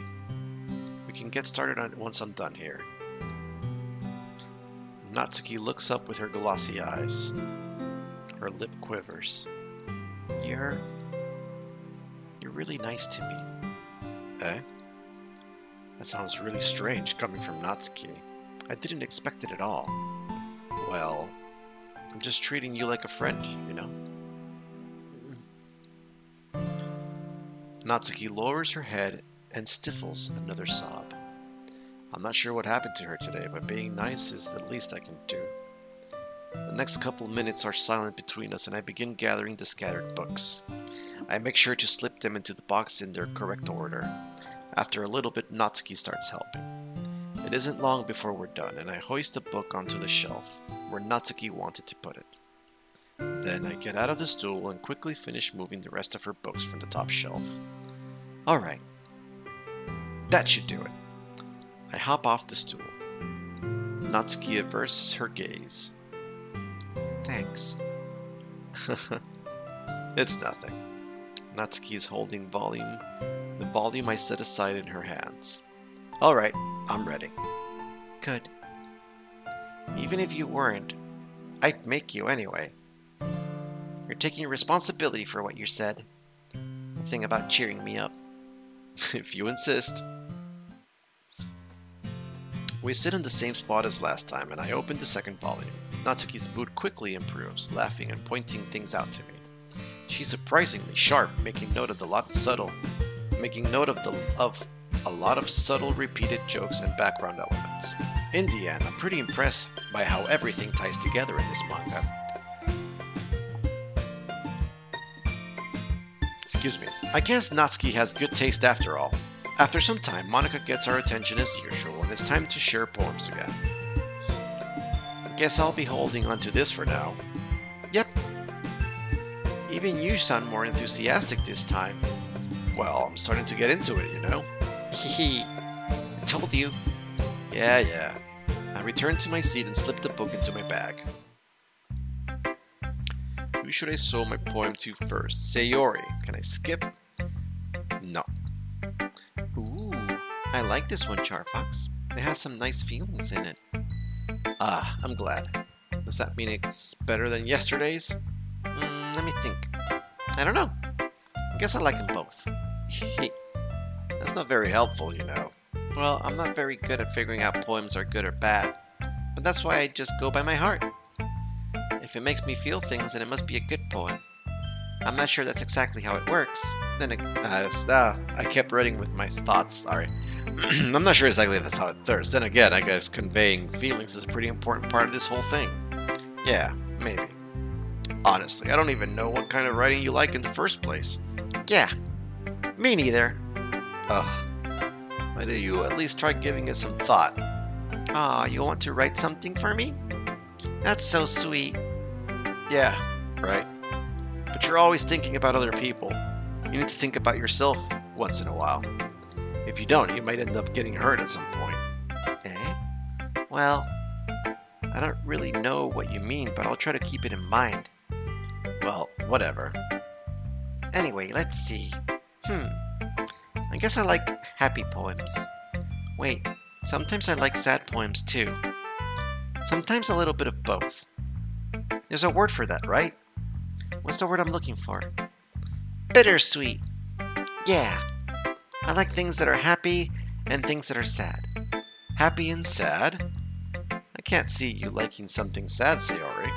Well, I like happy the most, but sometimes when you have a little rain cloud in your head, a sad poem can help give the rain cloud a little hug and make a nice happy rainbow.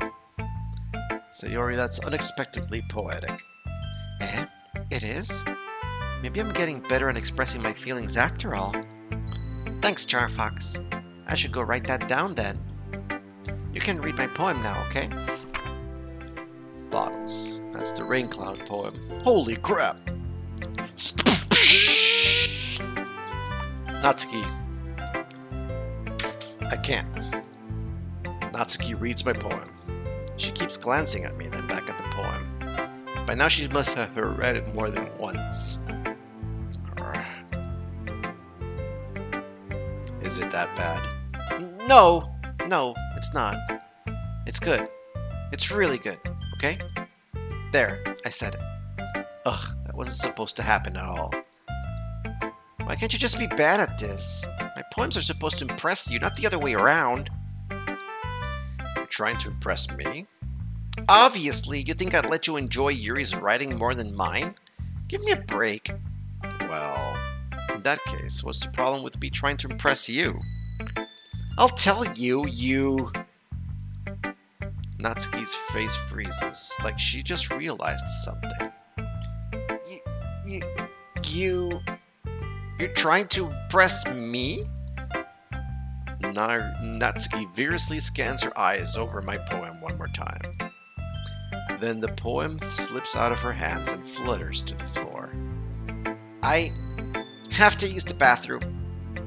Red-faced, Natsuki quickly walks out of the room. Hey, CharFox? Did you do something to Natsuki? I just saw her rush out like that. You didn't do anything terrible, did you? No. I just told her that. My voice gets caught in my throat. There's no way I could tell Monika that I'm saying that I'm trying to impress Natsuki.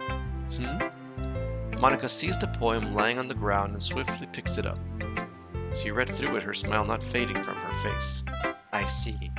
You wrote this for Natsuki, didn't you? I mean, not really. In fact, didn't she like your poem a lot the other day too? I'm surprised you know her taste so well already. Are you sure you're not cheating, CharFox? Cheating? What do you mean by that? Never mind, I'm just kidding. I didn't understand Monika's joke at all. I don't think I got that before. Anyway, how do you think Natsuki feels about you? Oh, you don't need to answer that. It was just something for you to think about. Hey! Natsuki comes up and snatches the poem out of Monika's hand. Neither of us had noticed her re-enter the classroom. Did you read this, Monika? Of course, I liked it.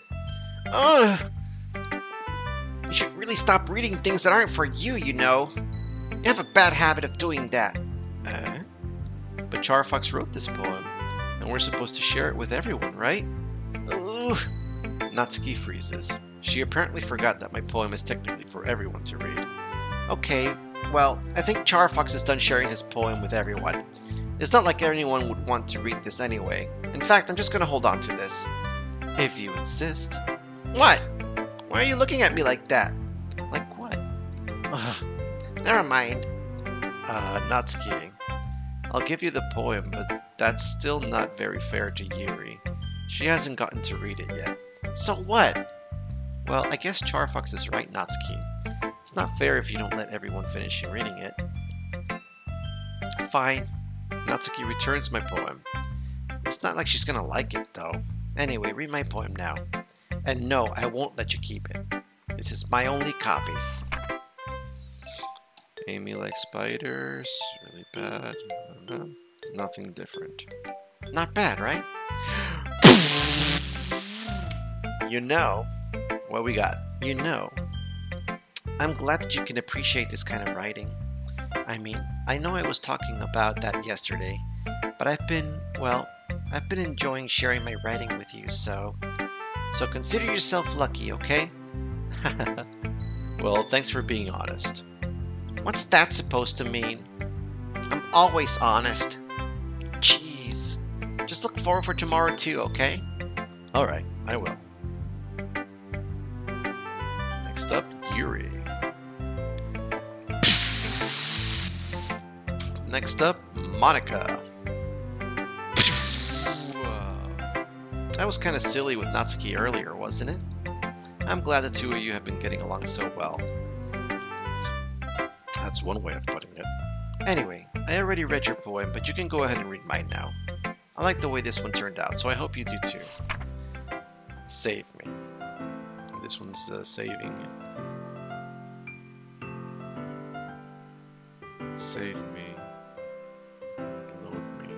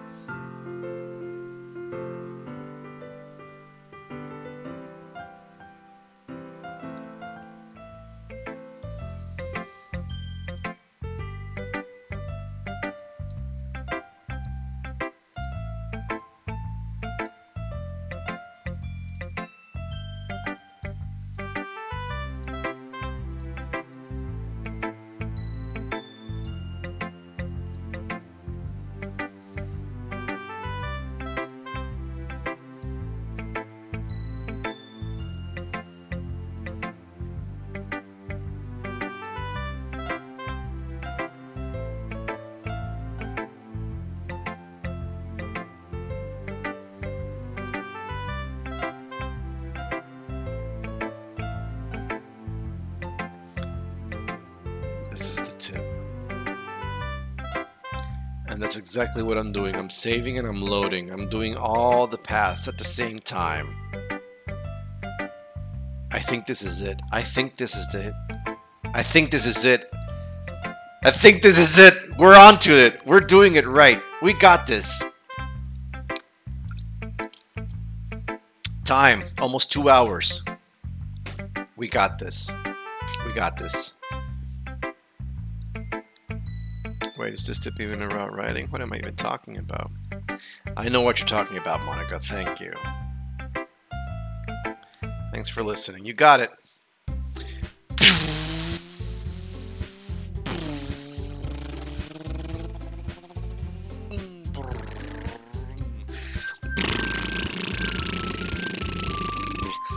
Wow, that is a long talk conversation. All right. Since it doesn't really matter, since oh, it changed to Natsuki. Oh. And this is the Natsuki path, right? I gotta say Natsuki. Well, there we go. I don't think I noticed that before.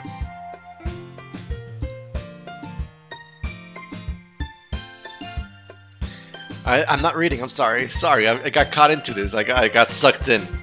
Alright, what would you do? What kind of question is that? You're kind of putting me on the spot here. Well, walking home with Natsuki, huh? What is that? Why does the thought of that make my heart pound? I mean, I think I would be afraid of what she'd do to me if I turned her down.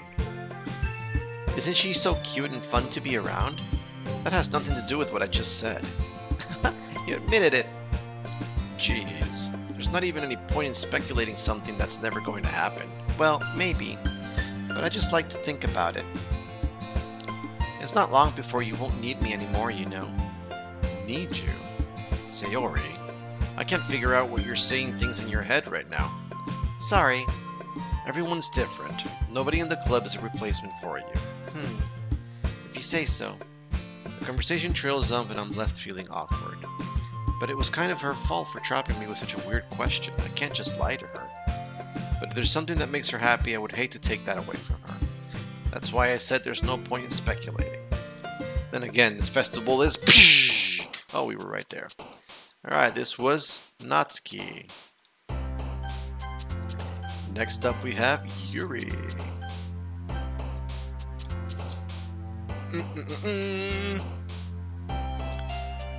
Fester, incongruent, eternity, disarray, tragedy. No, tragedy is not sad. Anyway, unrestrained, effulgent.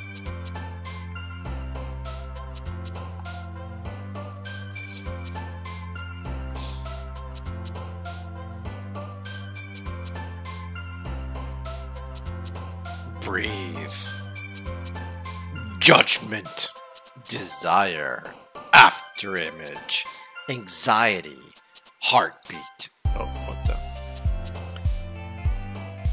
Extreme, graveyard, melancholy, contamination, disoriented, no, that one was Sayuri. Shame. Oh, what? Alright, well, whatever. Oh, another day passes and it's time for the club meeting already. Oh, I can skip.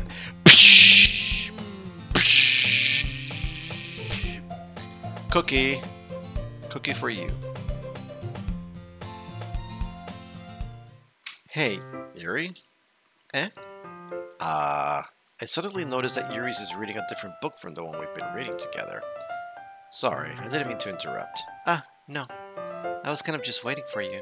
If that's the case, why don't we go ahead and get started? Yes, let's. Actually, I have a request. Do you mind if I make some tea first? No, not at all. Thanks very much. If there's one thing that can make my reading time here any better is a nice cup of tea. Not to mention for yourself as well. Yuri stands up and makes her way to the closet.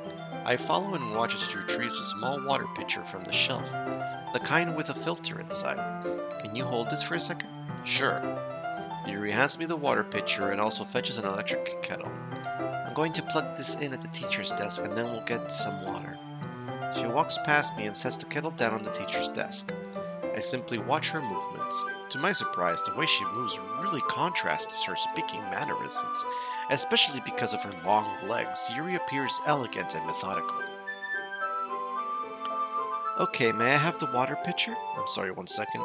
Checking messages. Alright, we're good. Thanks, I'll be right back. I might as well walk with you. Yeah, why not? Shall we go then? Yeah. Where are you two off to? We're just... Yuri was gonna make some tea, so I suddenly realized how weird it sounds to explain this to Monica. Well, we're just filling the water pitcher. Ah, okay. Sorry, I was just a bit curious. That's kind of a one-person job, isn't it? That's... Monica, please mind your own business for once.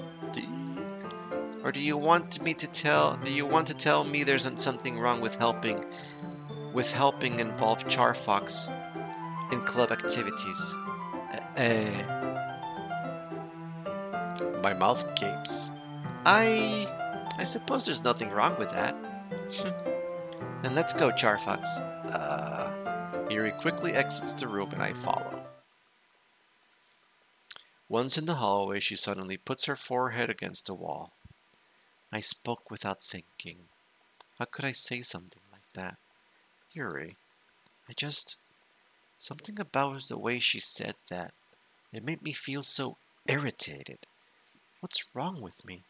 No, Yuri, I think you did the right thing. I wasn't expecting it, but it's also not right for Monica to judge people like that. CharFox, how come even when I do something bad, you're being nice to me? Because nothing that you do is as bad as you make it seem in your head. Nobody's perfect. We have emotions and we can't always hide them anyway. But you always amplify things in your head. Your mind turns a light rain shower into a hurricane. No. Wouldn't you hate me for something as terrible as that? Why would I hate you? I can't hate someone for having emotions. What kind of friend would do that? Friend, you say? Yuri lifts her head. CharFox, I really like being friends with you. Thanks, Yuri. I like being friends with you too. I feel kind of awkward saying something like that, but I'm doing my best to help Yuri feel better. Anyway. Yeah. Shall we go? Yeah. Yuri and I walk to the nearest water fountain. Once we fill up the water pitcher, we return to the classroom. CharFox, do you like oolong tea? Yeah. Anything is fine. Very well. Yuri sets the temperature on the kettle to 200 degrees. Now it's time to get the teapot. You really do this properly, don't you? Of course. I shouldn't do any less when I'm making tea for others. Even if I'm not an expert on tea or anything? In that case, you'll only be even more impressed. Perhaps I will. Yuri fetches the teapot and begins measuring the tea leaves. To my surprise, she even starts humming a little to herself. You must be in a good mood now. Is that so? I was letting it show. And you noticed. I was doing a bit of thinking, and I decided that I would try expressing myself a little bit more. It turns out it's not very hard for me to do, when it's you who's around anyway. That's great, Yuri. Just don't push yourself too much. You're always worrying about me, CharFox. It's very endearing. Yuri wasn't kidding. I don't even know if I can keep up with this. I watched Yuri pour a cup of tea for each of us. CharFox, I have another request. Do you mind if we sit on the floor today? What's that? It's a little bit easier on my back. I can read with my back against a wall rather than bending over at my desk. Sorry, I didn't realize. No worries. I just have back pain fairly regularly, so I do my best to manage it. Is that so? I wonder why that is. It's most likely because of your posture, right? Always hunched over like that while reading. Yes, I have terrible reading posture, so that's why we should sit on the floor. Fair enough. I'll go ahead and get the book. I retrieved the book from my bag. I have some chocolate as well. It's a bag of small chocolate candies that I kept hidden from Sayuri's candy radar. I take it, since it'll go well with the tea. Yuri and I then sit against the wall, teacups at our sides. As in sync, we assume the same reading position as last time, each holding one half of the book. Except this time, our bodies are even closer to each other. I can't see too well. Yuri slides closer until our shoulders are touching. How am I supposed to focus on reading like this? Yuri was always kind of cute, but when she's being less apprehensive, it's almost more than I can handle. Your teacup. Yuri hands me my teacup. Holding it with my hands that's not holding the book, I end up in a position that makes it even harder to focus. Because now I need to worry about making sure I don't accidentally touch her chest. Meanwhile, Yuri hasn't noticed a single thing. She wears her intense reading expression, and I can only presume the world around her has faded away. I use all my willpower to focus on reading. After a few minutes, I finally manage to relax a little. I put the teacup between my legs and fumble with the chocolate wrapper. Sorry. I briefly let go of the book to finish opening the wrapper. You can have as much as you want. That's okay. I won't take it. Are you sure? Well, if I touch it, then it might get smudges on the pages. You're right. I didn't even think about that. My bad. No need to apologize. I'll hold the book, okay? Are you sure? Of course. Yuri opens the book with both hands. She holds it so that I don't have any harder of a time reading from it. But as a result, her left arm is practically resting on top of my leg. Well, in that case, Yuri's already totally focused on reading again. I take a chocolate candy and pop it in my mouth. Then I take another chocolate, and I hold it up to Yuri. She doesn't even look away from the book. She simply parts her lips as if this situation was completely natural. But that means I can't stop here. I apprehensively place the chocolate in her mouth. Just like that, Yuri closes her lips over it. Yuri's expression suddenly breaks. Did I just... Yuri looks at me like she needs to confirm what just happened.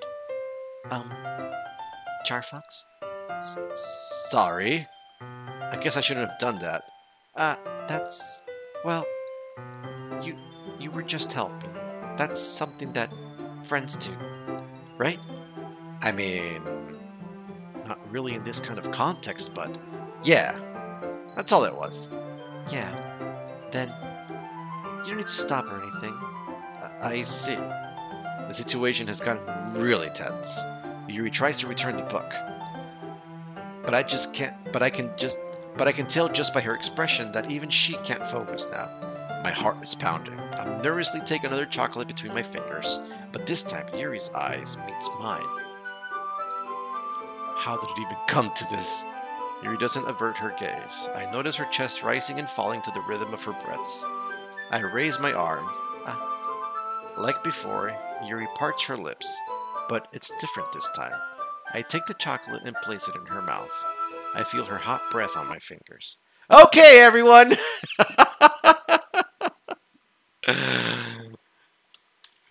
No more of that nonsense in my classroom!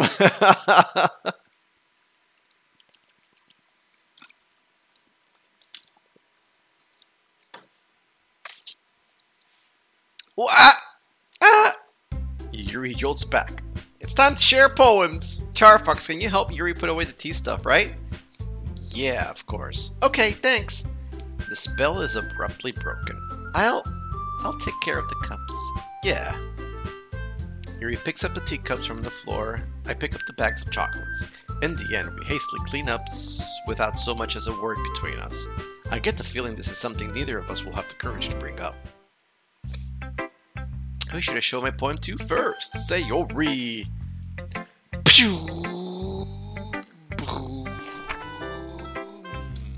Natsuki! Well, I can admit this is better than the last one. It's nice to see you're putting in some effort. That's good. But I still don't like this at all. It's trying too hard to be serious. What do you mean by that? Poems don't need to be all deep sounding to express something. It's going to just sound like you're forcing it unless you really don't suck at it. Honestly, don't bother to write poems like this until you're at Yuri's level. Natsuki stops short all of a sudden. Don't tell me. You're not... You're not just trying to impress Yuri, are you? What are you talking about? Keep your voice down. You know, Yuri would love this angsty. Just because she's a talented writer doesn't mean... I mean... Oof. Looks like I'm in trouble. I somehow struck a nerve. Though what I did is beyond me. I am so done with you. Natsuki shoves the poem I handed her back over to me. Take your stupid poem. If you wrote it for someone else, just don't show it to me. Ouch. This is what I get for letting younger girls step into my business. Unless I was a mind reader, I was destined to be in a world of pain from the start. At least Natsuki wasn't really the girl I was trying to impress in the first place. And I didn't get her poem about the beach. Was it beach time? No, hers was about Amy liking spiders.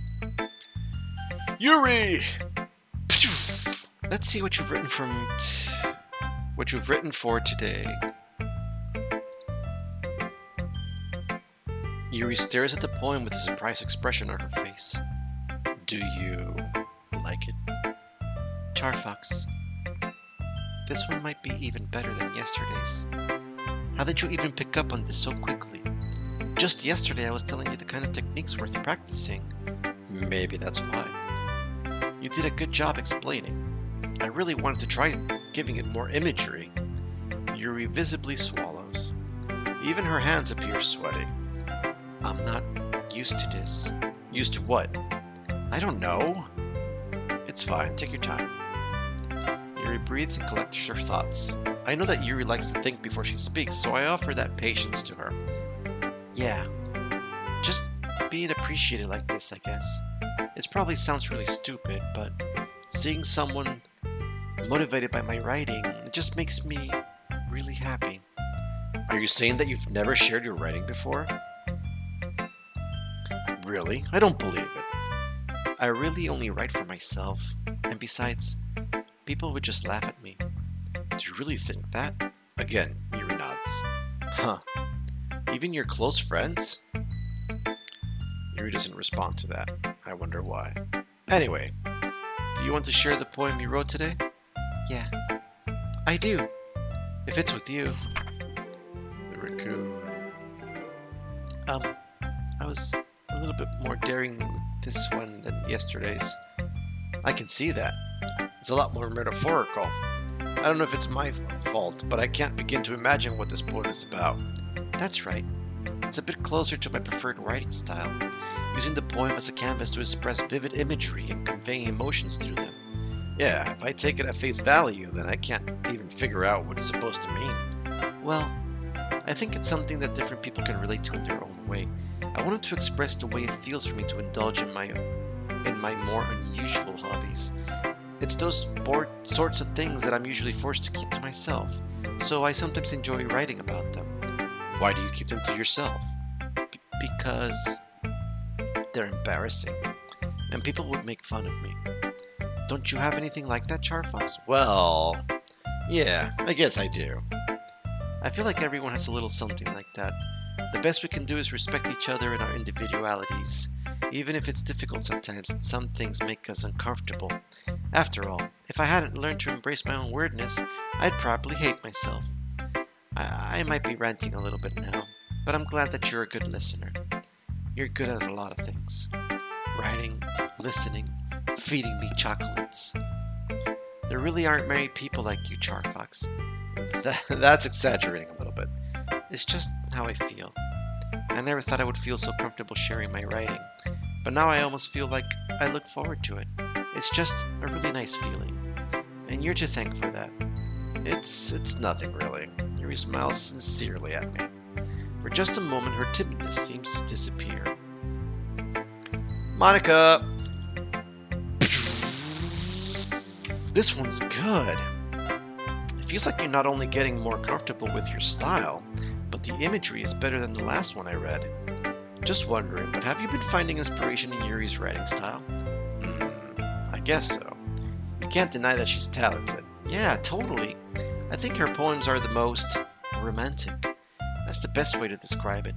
She's like a totally different person when she picks up a pen. I noticed that too. Or when she's talking about literature, it's like a light turns on inside her. Sadly, it's hard to get much personal conversation out of her. Trust me, I've tried. Who knows what goes on in that head of hers? I hope you don't mean that in the bad way. No, of course not. I just meant that I wish she didn't keep so much to herself. But still, defending her like that. You must be pretty into her. Eh? You completely misunderstood. Calm down, I'm kidding. Besides, I'm pretty sure she's already got a boyfriend. Wait, really? Yeah, a fictional one anyway. Monika kind of whispers that last part to me. It's just a hunch, but... Well, there's not anything wrong with that. Oh well, I know. I was just saying. But anyway, you want to read my poem now? I like the way this one turned out, so I hope you do too. Alright, let's take a look. Save me. I skipped some poems, but not all of them.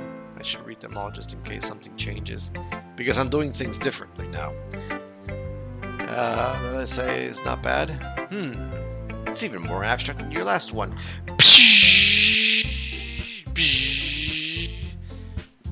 Seeing all of this.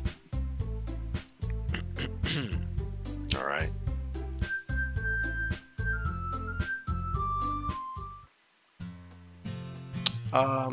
I would rock home with Yuri. What does the thought of that make my heart pound? I mean, given how hard it is for her to socialize, I would feel awful turning her down, so... Isn't she so beautiful and smart? That has nothing to do with what I just said. You admitted it. Jeez. There's not even any point in speculating something that's never gonna happen. Well, maybe. But I just like to think about it. It's not long before you won't need me anymore, you know. Need you? Why do you keep saying that? It's not long before you will need me anyway. Sayuri, you're my number one, alright? I'm doing this for all of us. I'm doing this for the best ending. In the ending in which I'm with you and everybody's fine and everybody's great and it's gonna be perfect, alright? I'll always need you. Sayuri, I can't figure out how you're seeing things in your head right now. Sorry. Everyone is different. Nobody in the club is a replacement for you. That's right! If you say so. The conversation trails off and I'm feeling awkward. But it was kind of her fault for trapping me with such a weird question. I can't lie to her. Oh, I can skip this. Alright, here we go. Save Yuri. Alright, now we go on to load Sayuri. Bum bum. Alright, Sayuri is...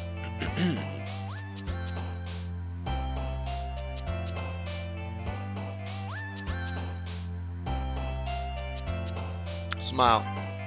That's right. I know my Sayuri. Giggle. No! Just because I can't accept it. Alright, so let's try that again. They change it.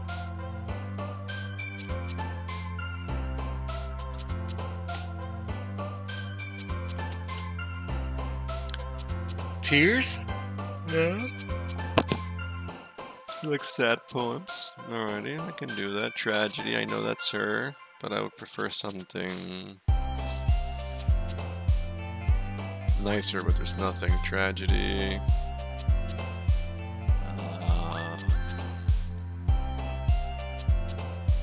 Family.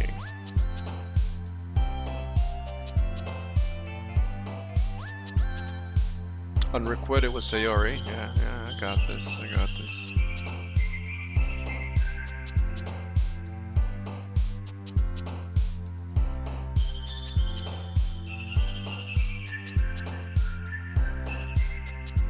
Desire.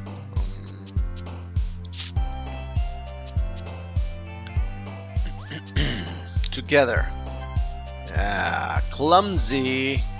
There we go. We're getting easy words.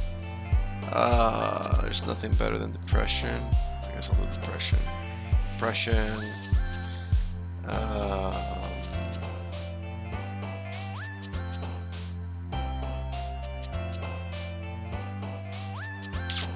Beauty. I can't find anything else. Yeah. Alright, we have... I guess Rain Cloud. Makes me think of Sayuri.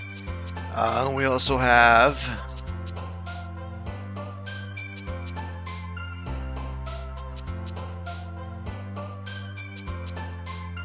Raindrops. Oh, dang it. Childhood. And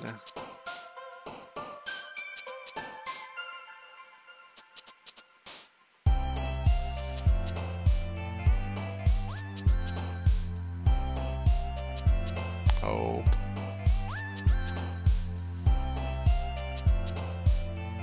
Dance.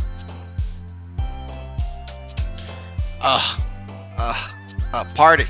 Yeah, party. Alrighty, I got this. Next up we have I'm going on a vacation. We're gonna have awesome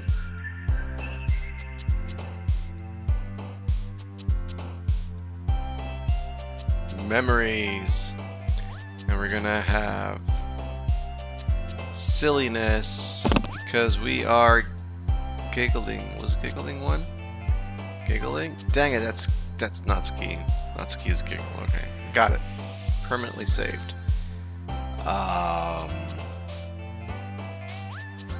Comfort. And we have she's hopeless. And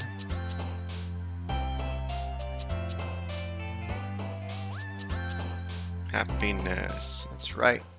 Got it. Alright, so we already did Natsuki, so here we go. Speed boost.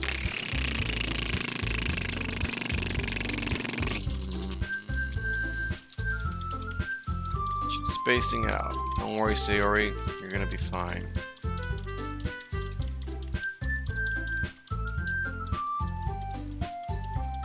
This is my last poem, right?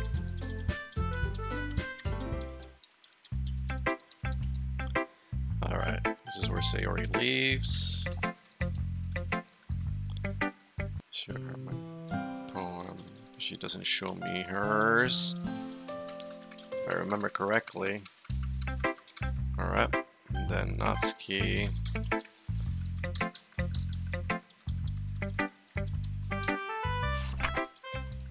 Beer Beach. Hey, there's no ever now. Yuri didn't do anything. Monica.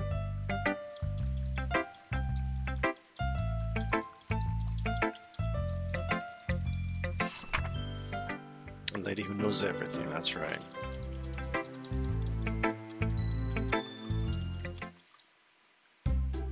Okay, you three, that's right. Change the catchphrase.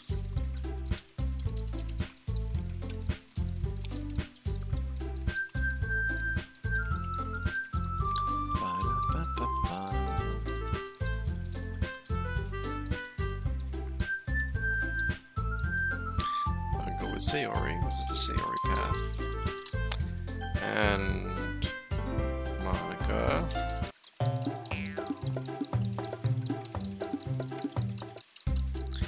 And I guess Natsuki. I didn't read it, sorry. History. Well, baking sounds like it could be fun, and you guys made it sound like a lot of work, so it could probably use 2 people. Don't worry. Baking is a ton of fun. You'll definitely agree. Eh? Just a minute ago you were saying that. That's because... Never mind, okay? Well, anyway. You'll be fine by yourself, right, Yuri? Of course. I'm used to it after all. That's good. Even though Yuri is being melodramatic, it's a little hard to not feel bad. So that's everything, right? Anything else we need to talk about? No, I think that's it. Are you guys excited? Yes! Everything except the performance is gonna be awesome. I don't think that really counts. What about you, CharFox? Me? I guess you could say I'm interested in see how it'll turn out. That's good enough for me. What about you, Yuri? Yuri? She's still sulking. Natsuki starts pouting too. It's not It's not that big of a deal or anything. Well, it might not be just that. I think that Yuri might just be feeling a little underappreciated in general. Having to come up with something for her to do and then nobody offering to help. That doesn't mean... Oh. Natsuki glances back and forth between everyone with a worried expression. Look. Natsuki goes over and puts her hands down on Yuri's shoulder. Yuri, you really are the most talented one here. And you're going to help make the event a lot more fun and welcoming. I mean, the cupcakes will probably help a lot too, but you're going to make the atmosphere special. That'll be really important for the way that the people feel during the performances, so you need to stop being dumb and give yourself a little more credit. Natsuki releases her hands and turns to face the other direction.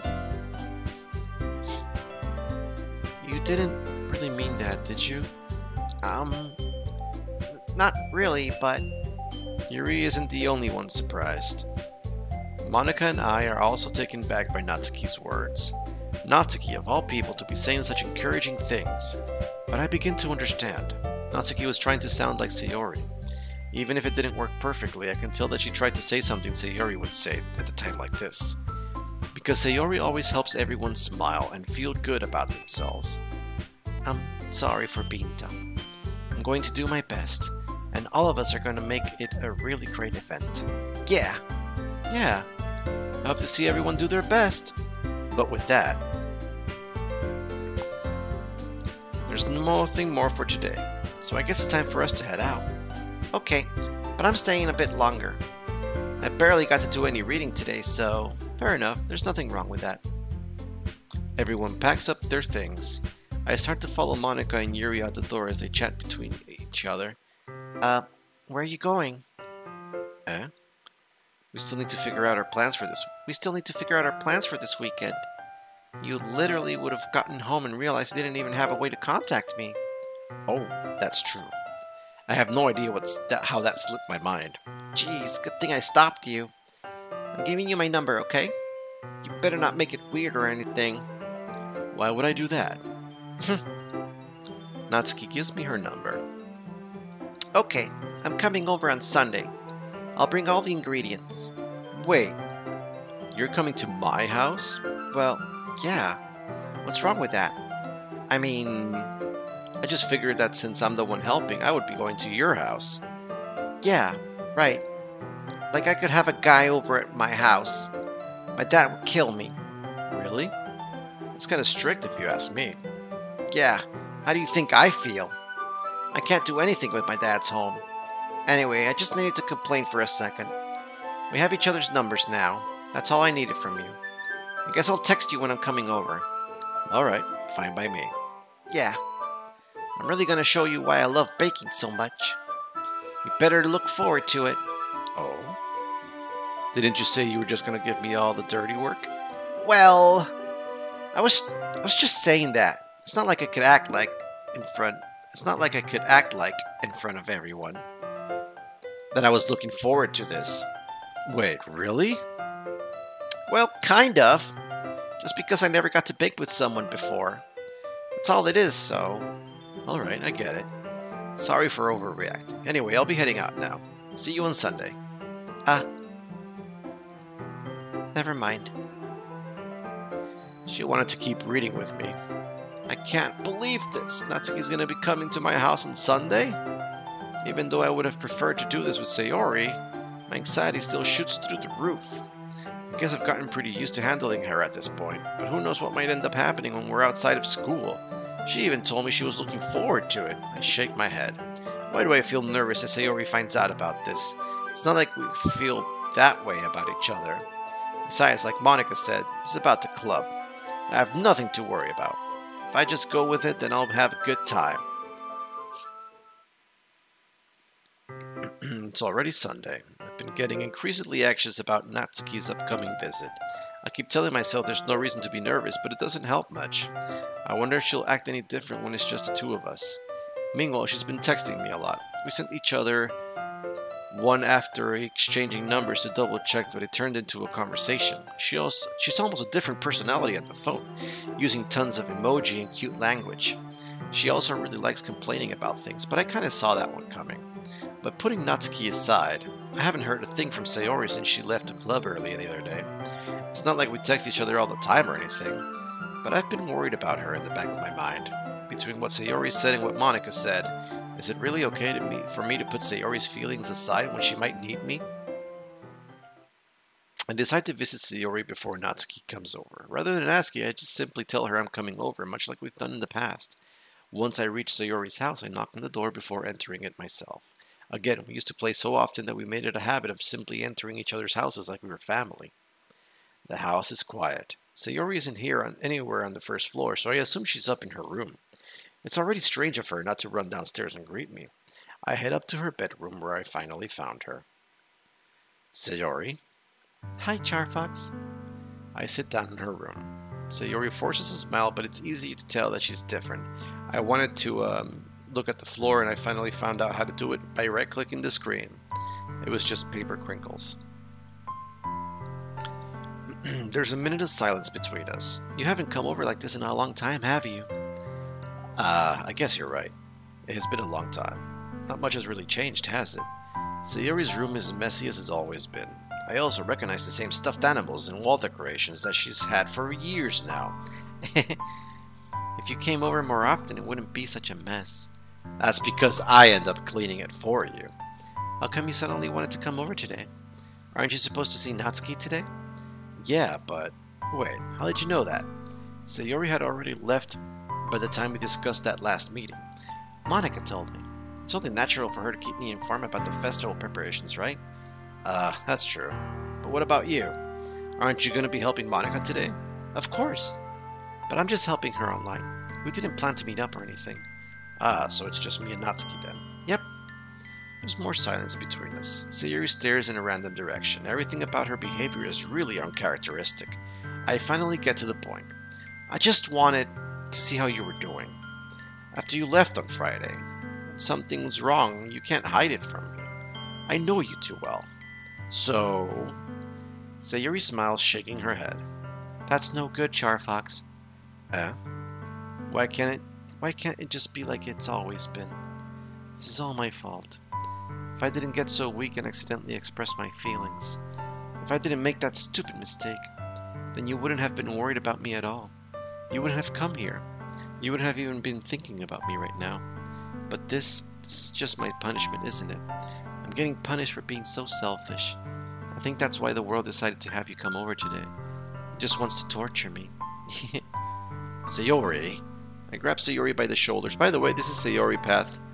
What on earth are you saying? That's right, this is Sayuri Path. Doesn't matter. I don't know why I went with I'm slowing down. We already seen all this. So let's speed it up. Speed it up. Speed it up.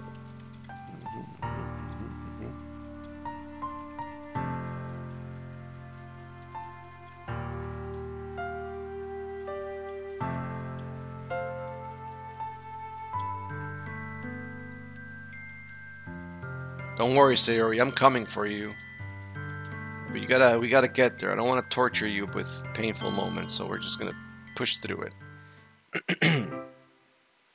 I spend only a few minutes back at home, anxiously awaiting Natsuki's arrival. Before I know it, she texts me and lets me know that she's outside in the front door. By the way, the difference between Natsuki and Yuri is that Yuri was already waiting for me. Natsuki takes a long time to get here. Ha, cute little cat. There's Natsuki, in case you haven't seen her. What's up? Hey. I don't know what I was expecting, but seeing Natsuki in something other than his school uniform totally threw me off. Seeing her in such a cute clothes make the uniform seem totally unfitting in comparison. Jeez, don't make it feel so awkward already. It's gonna be a long afternoon, so don't be weird just because you're not used to seeing me outside of school. Anyway, I'm coming in. I see you brought a lot of stuff. Natsuki's carrying a large bag that is probably full of baking supplies. Well, I didn't come all the way to find out that your kitchen isn't equipped for the job. You brought everything I asked you to, right? Yeah, I did. Yesterday, Natsuki asked me to buy a bunch of ingredients if I didn't already have them at home. Good! I'm glad I can count on you to do your part. Well, of course. I'm surprised to hear Natsuki suddenly say that rather than something snarky like she usually does. Could it be that she's a little different outside of school after all? Anyway, let's go to the kitchen. What? You're not even gonna offer to take this heavy bag from me? Where's your hospitality, CharFox? Come on. Since when did I need to be a gentleman? I grab the bag Natsuki holds out to me. Gah, this is ridiculously heavy. I carried that all the way here. Are you impressed? I see now. Yeah, I am impressed, Natsuki. It seems like I always underestimate you. It's because I'm so small, isn't it? You jerk. Natsuki hits a fist to my chest. Hey, hey! Your size has nothing to do with it. Do you really hate being small that much? Eh? It's not like I hate it. I mean, sometimes I like proving people wrong when they only think I'm worthy of my size. It's fun when I get to be small and also better than other people. But, geez, never mind. What are you making me say? You think you can make me talk about weird things just because we're not at school? Are we getting started or what? There's a lot of stuff I gotta teach you. What? It's a little bit more like you. You're more fun when you just speak your mind like that. Hey! Now you are treating me like a kid. I was just trying to be a little nicer to you, you know? And just because I don't have a mature and sexy figure like Yuri doesn't mean that you should treat me like... Natsuki catches her words and her face turns red. Natsuki? Forget it! I didn't say anything. I should apologize. Eh? I appreciate that you were trying to be nicer. I should have been a little bit more considerate too. But also, if that's what you're thinking, then you should know that there are tons of guys who are into body types like yours. How would you know that anyway?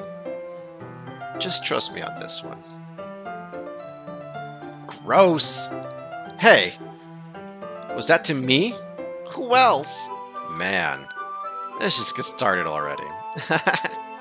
You get all sour when a girl calls you gross? I finally found your weakness, CharFox. Natsuki smiles deviously. Please, spare me. Well, if Natsuki decides to dish out some insults like that, there's no way I'm not fighting back. But she's satisfied enough for now, finally starting to pull things out of her bag so we can get started. Before long, the whole kitchen is a mess. Spoons, dirty bowls, flour, spilled fluid, and plastic bags are strewn about every countertop.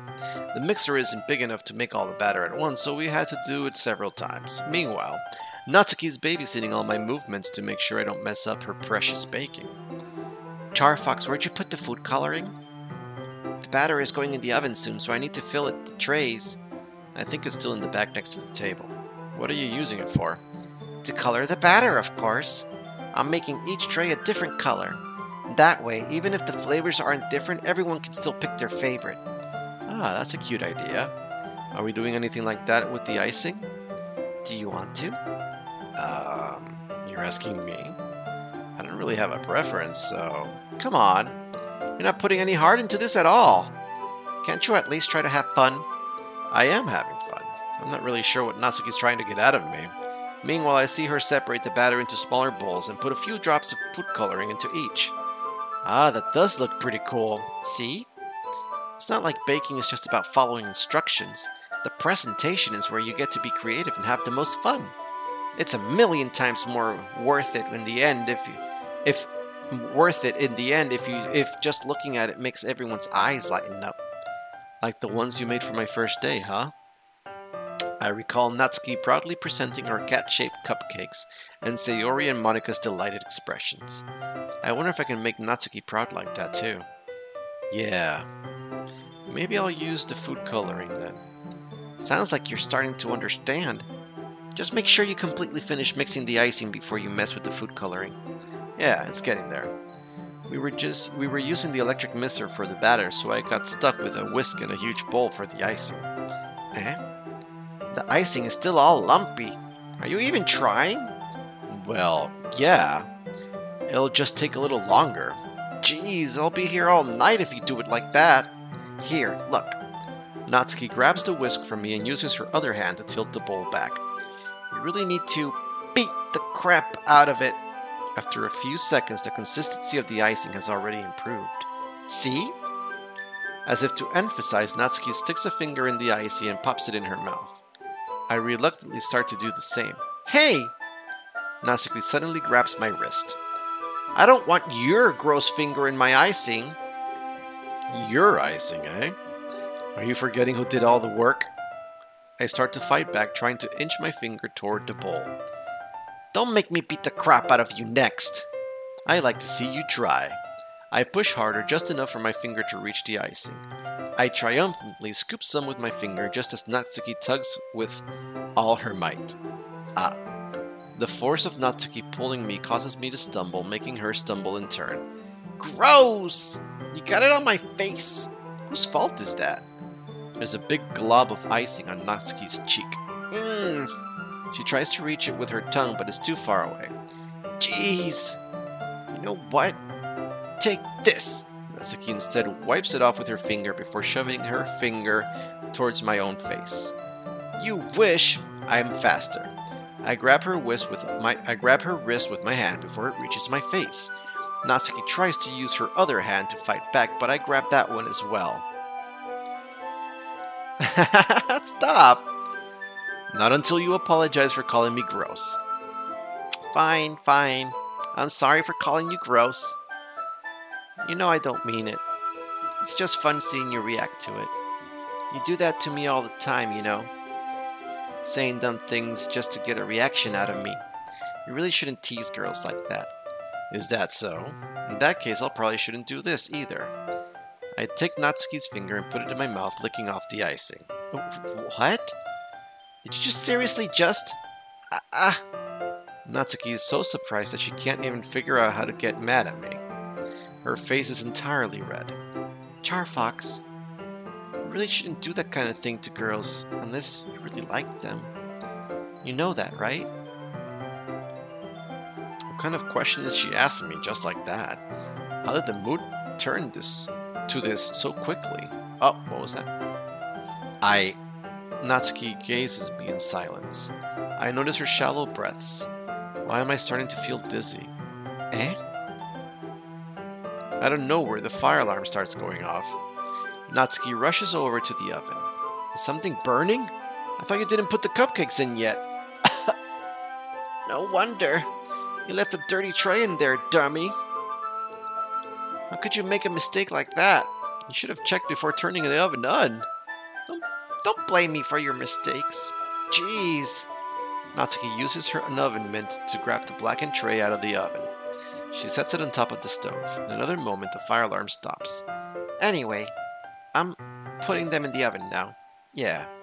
The tension from the moment before still lingers over our heads. But the moment has already been lost. I watch as Natsuki slides the cupcake trays into the oven. Then I reluctantly pick up the whisk and continue with the icing like nothing ever happened. Ah, that smells so good. The cupcakes are ready to be pulled out of the oven. As soon as Natsuki opens the oven door, a blast of sweet-smelling warm air fills the room. Look how cute they all look. She proudly shows off the different colored cupcakes in each of the trays. They'll look even better once we add the icing.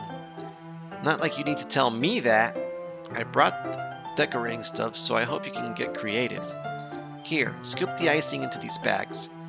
Natsuki hands me some plastic bags. I have these nozzles that will make it look all nice and fluffy. This one can even make flowers. We probably won't be using it this time, though. What's this one for? I pick up one of the nozzles that has a much thinner tip than the others. That one's really thin, so you can use it to make stripes and other patterns. But you can also use it to write stuff on a cake. Like happy birthday or whatever. Huh, I see. It gives me an idea, actually. Eh? Well, it's a literature event, right? We could make it more literature themed by writing a different word on each of the cupcake. It would be fun to see people choose their cupcake based on the word they like. Ooh. I was kind of expecting you to say something really stupid. But that's actually a really cute idea, so... Maybe I'm getting it from you. What's that supposed to mean? I'm not cute. Oh, come on. We're not at school, nobody's judging. You can't dress and act like this and not expect me to think you're cute. well, Natsuki's voice trails off. Same with you. Huh? Did you say something? No, nothing. Let's just do the icing. Natsuki picks up the paste and fastens the nozzle into each of the bags. There's a lot to do, so we shouldn't be wasting time. Here, I'll show you how to do it. Without giving me a chance to think about before, Natsuki quickly moves on. She shows me how to apply the icing, and then we each get to work. And by the way, if you didn't catch it, she thinks that I'm cute too. When we're finally finished, Natsuki puts them in this all aside, side by side, and admire our work. Wow, I mean, look how pretty they are together. Yeah, they are, aren't they? No, I wish I could have one now. Well, there's no reason you can't, right? I don't see any harm in that. Well, yeah, but my dad's making dinner tonight, so I really need to save my appetite. Sayuri is the exact opposite in that regard. If she was here, we'd probably be down 10 cupcakes already. And she would still eat dinner. Come on, that's just unhealthy. Besides, when my dad cooks, I need to eat as much of it as I can. Well, anyway. I was hoping we would have time for manga, but I need to be home for dinner. Ah, already? That's a shame. It's your fault for working so slowly. Should have thought about that. It's not like you always have this chance. Man. As usual, Natsuki places the blame on me. You can bring the cupcakes tomorrow, right? If you and Sayuri each carry some, then you can probably do it in one trip. Yeah, I can do that. And don't worry, I won't let her eat any. I wish she would listen. I wish she would listen to me the way she listens to you. Ah, yeah. I again think back to the conversation I had with Sayuri earlier today. I felt so helpless. Sayuri always does listen to me, but at this point it feels like she couldn't listen to me at all. Okay, I'm all packed up. Good work today. You too. I'll walk you out, I guess. Just like that, Natsuki is already about to leave.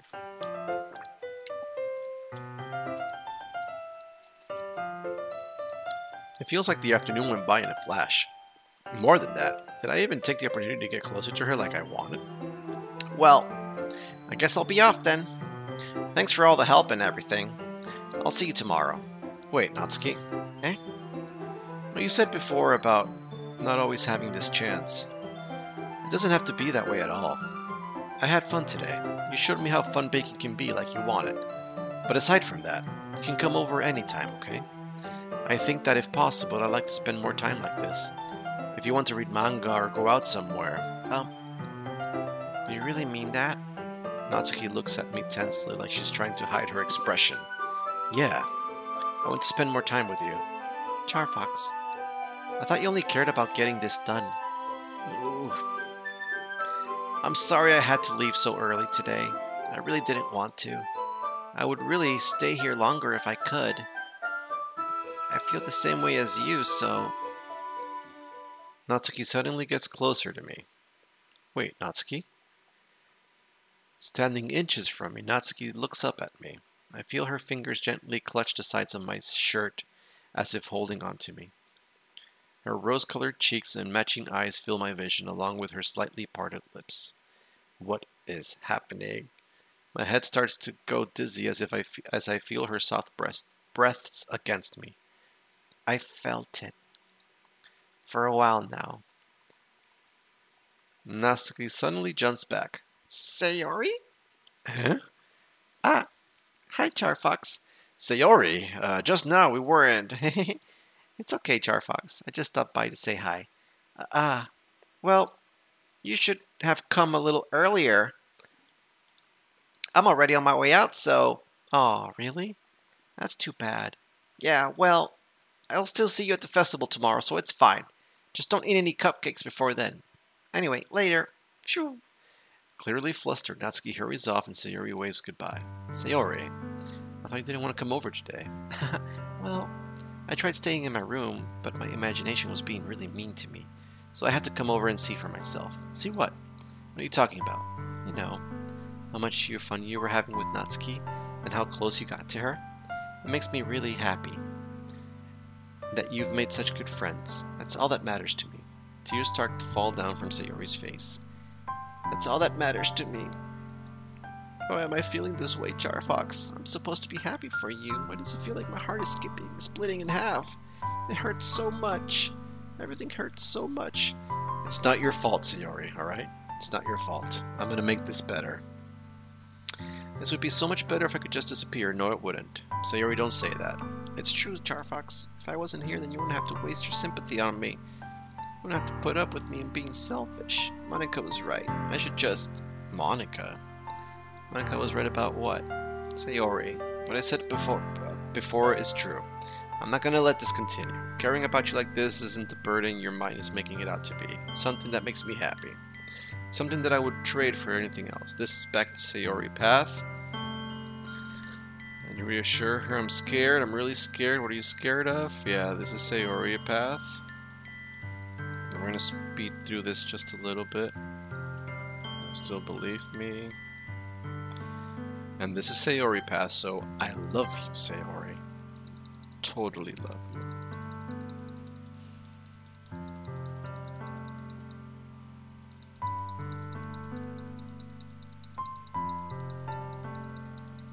I don't know when the game. Hold on. I'm gonna save here. Because I don't know how far I can go before everything gets ruined. So I'm saving here. Yes, Sayuri Path. Now let's do... Ooh, almost did a bad save. Oh, that would have been terrible. Let's do a load here for Natsuki. Time. Oh man, 2:46. Should I stop this? No, we gotta do this. This is the perfect run. Here we go. Natsuki, Bouncy, Doki Doki, Milk, Kitty,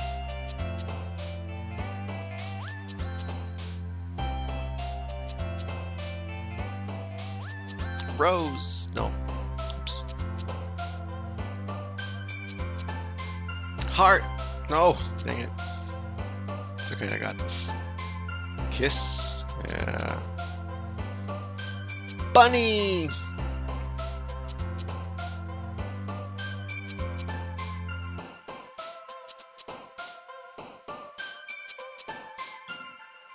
Sunset? Dang it. Ribbon. Socks. Vanilla. Puppy. Pinky.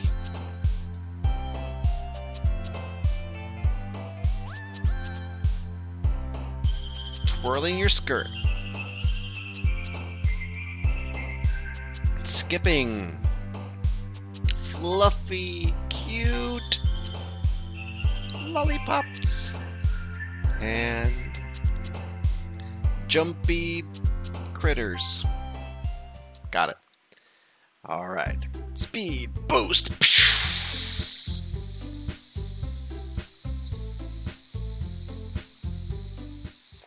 Hey, you. I'm out of water. All this reading. I gotta fight through this. Hey, you. I look up to see Natsuki next to me. Are you just gonna sit there and keep staring at nothing? There isn't that much time, so... sorry. Didn't mean to make you worry or anything. It's not like I'm worried. I was just... Natsuki glances down at her sides. She's holding a volume of manga in her hand. That's right. Something just came up for a minute, but we can get started now. I won't make you wait any longer. Jeez. Now you're making me feel like a jerk. Something bothering you, you can just tell me to leave you alone and I will. I mean, assuming you didn't feel like talking about it or anything. She practically mumbles the last part. Now, I'm probably making it seem like a bigger deal than it is. I've just been thinking about Sayuri, that's all. Sayuri? Thinking about her? Yeah, she seems pretty down today, but she didn't want to admit it to me, so I can't help but wonder if something happened to her. Oh. Natsuki exhales.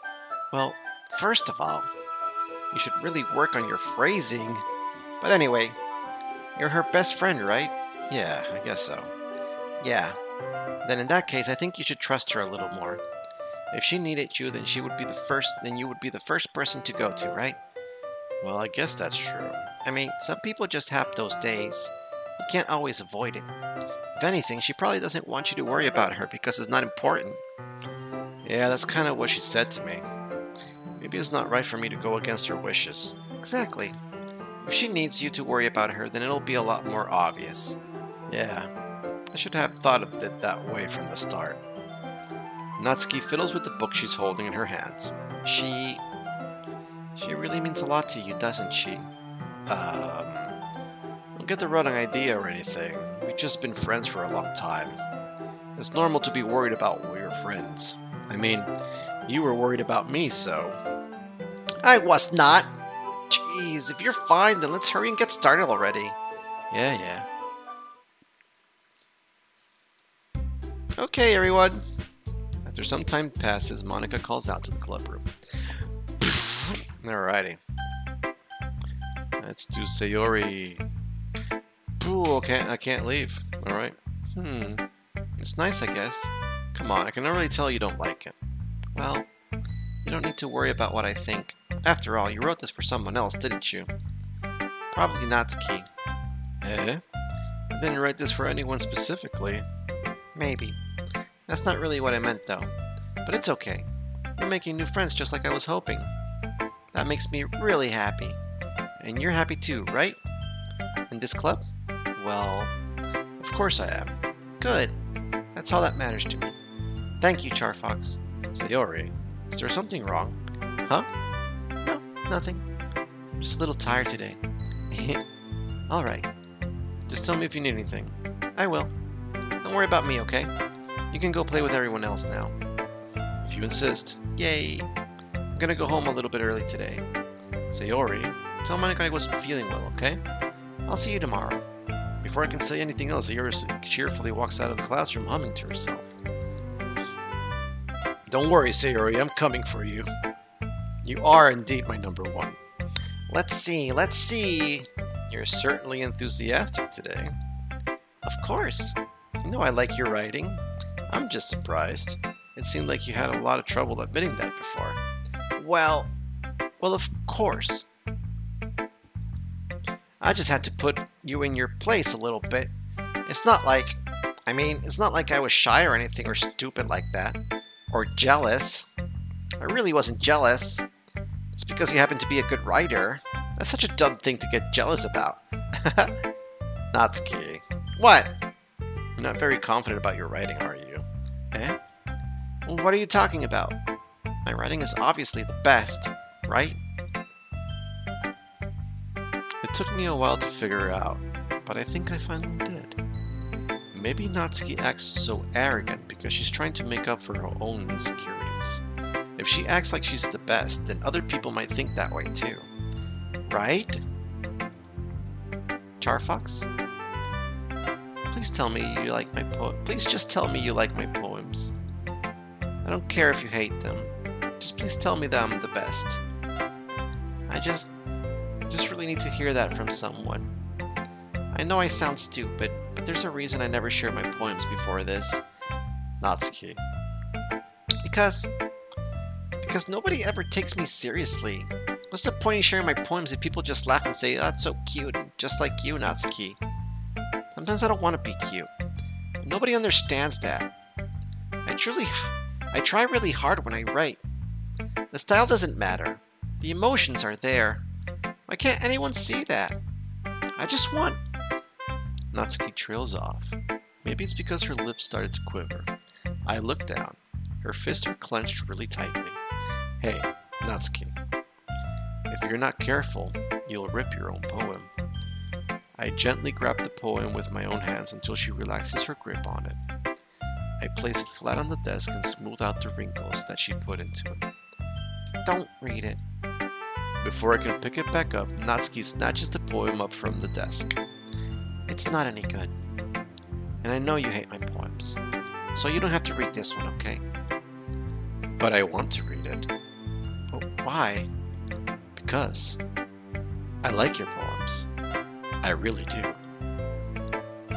Why would I judge you for...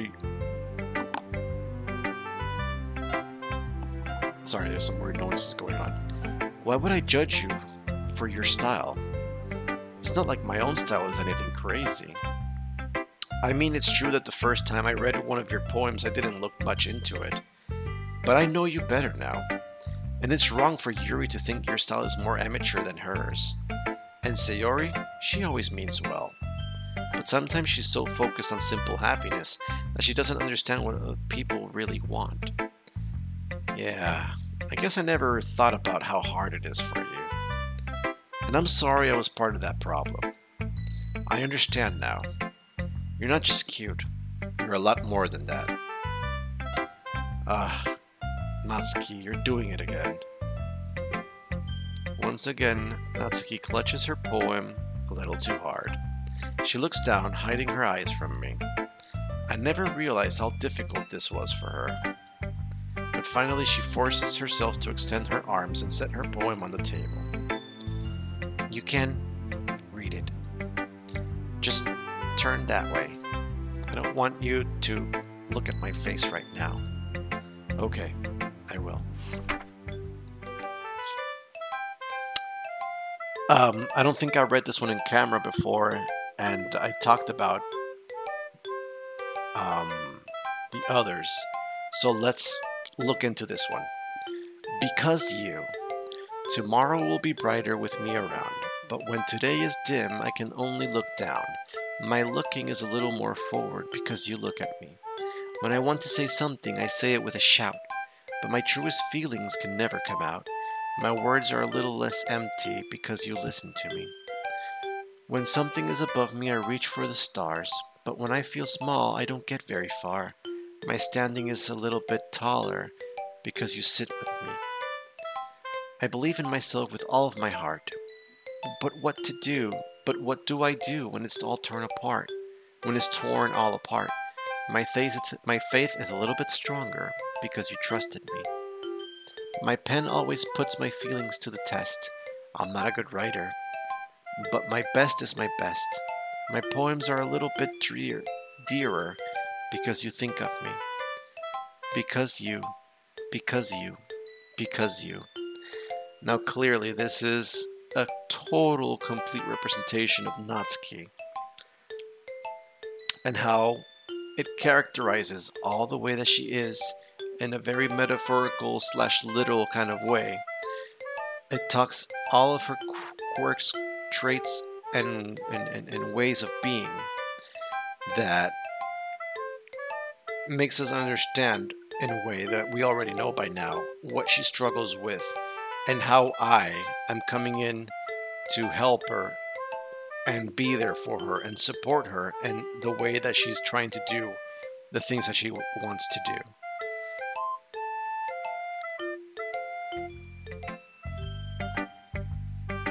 Why are you looking at me like that?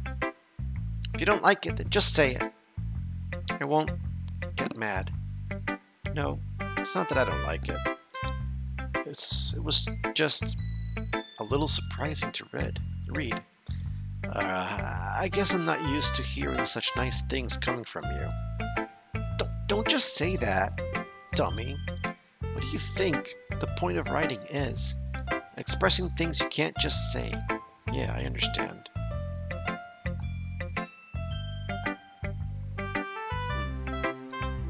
I'm sorry for missing the point sometimes. I always mean well. And I'm happy that you showed this to me. I liked it. Well, yeah, I'm a pro, so...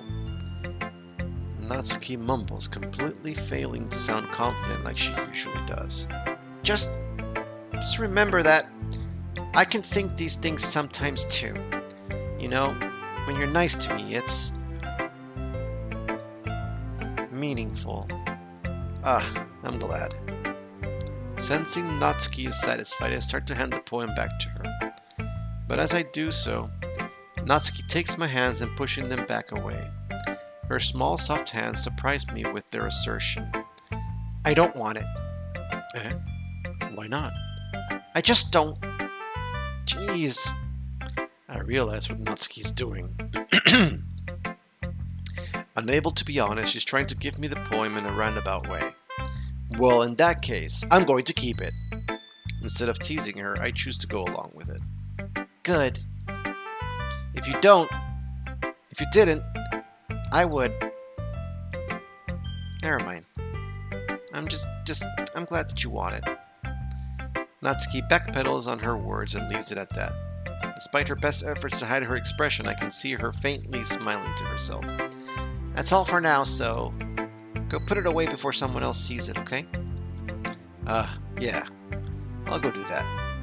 With that, I return to my seat so that I can put away Natsuki's poem.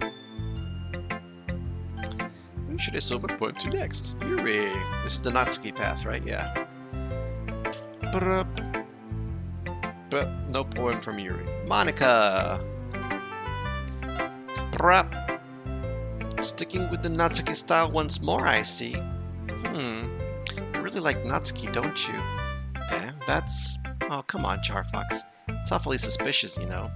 Spending time with her in the club room every day, pretending to like the manga that she's into. You know how Natsuki is. I'm sorry, you know how Natsuki is. If I don't indulge her, she'll end up hating me. No, I think you misunderstanding, CharFox. It's not like Natsuki just hates anyone who doesn't give her what she wants. Yeah, she's assertive, but she's not that selfish. In fact, I think you're the only one who's indulged her as much as you have. Is that so? I kinda knew that, but I just didn't want to admit it. So I just need to ask one thing of you. Be careful, please. Natsuki is kind of unpredictable. A lot of times she doesn't even know what she wants. After all, she's the youngest one here. She might not know how to handle her own feelings properly. What I'm saying is, if something bad happens, then it could end up damaging the club too. And you wouldn't want to do that to me, right? I'm not sure how to respond to Monica. While I care about her and the club, it's also kind of unfair to bring that up. Well, you're smart. I'm sure you'll do the right thing. Monica smiles sweetly. Anyway,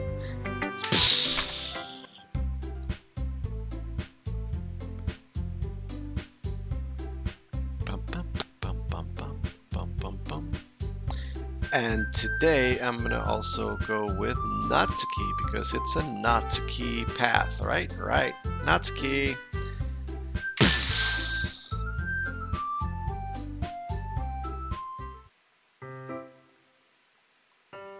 My anxiety shoots through the roof.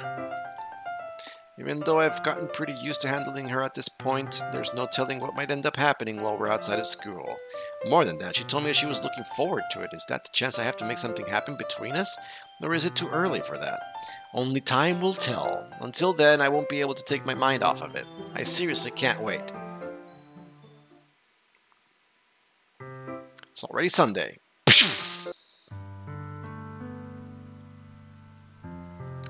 Sayuri, don't worry, just hold out just a little bit longer, alright?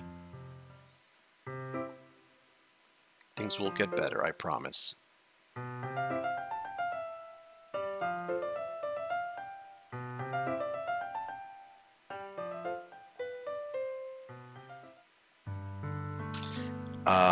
Since this is the Natsuki path,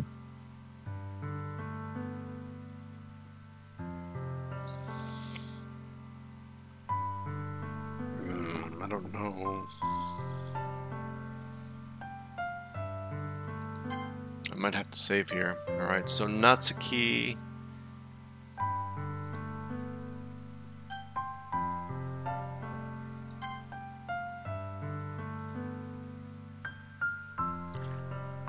You'll always be my dearest friend. What I need most is for things to be like they've always been. Monica told me the truth. She told me how much happier you seemed after I joined the club. I know you're struggling with some really difficult feelings right now, but please trust me that I know what's best and what will make you happy in the end. I promise I'll get things back to the way they were. I see. Sayuri forces a smile through an incredibly pained expression. Is this what it feels like to get stabbed in the chest? I should write a poem about this, Sayuri. It's okay. This is just my punishment, remember, for being so selfish. So please don't worry about these stupid feelings. I know you're right. I know this whole time that there's no happiness down that path. That's why I came here, just so that I can get the answer I needed to hear.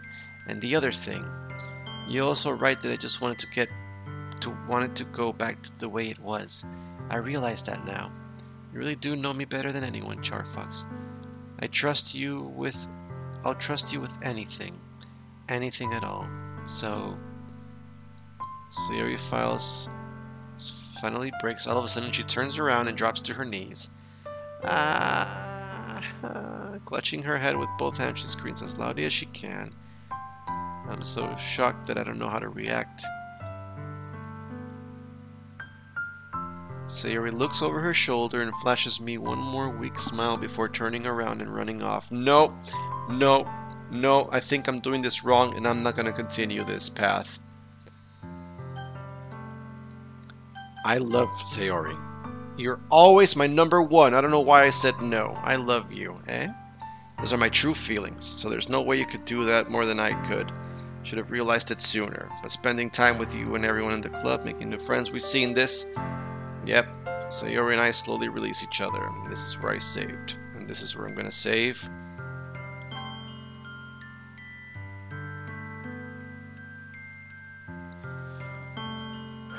For Natsuki. Here.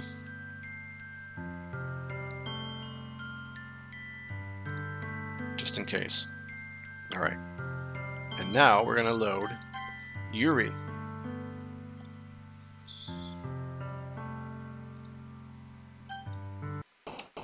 Alright. Fester! Unrestrained! Agonizing! Question! Disoriented! Effulgent! Ambient!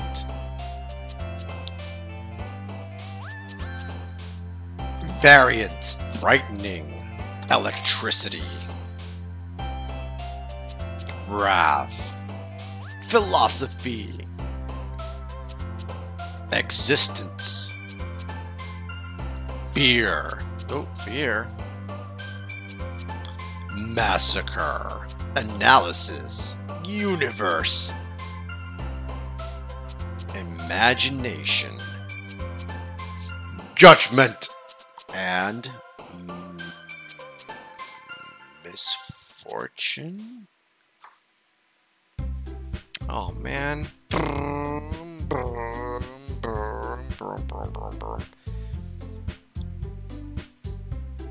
Why does it feel like I'm being watched? I glance around the room. Suddenly I notice Yuri peering at me from over her book.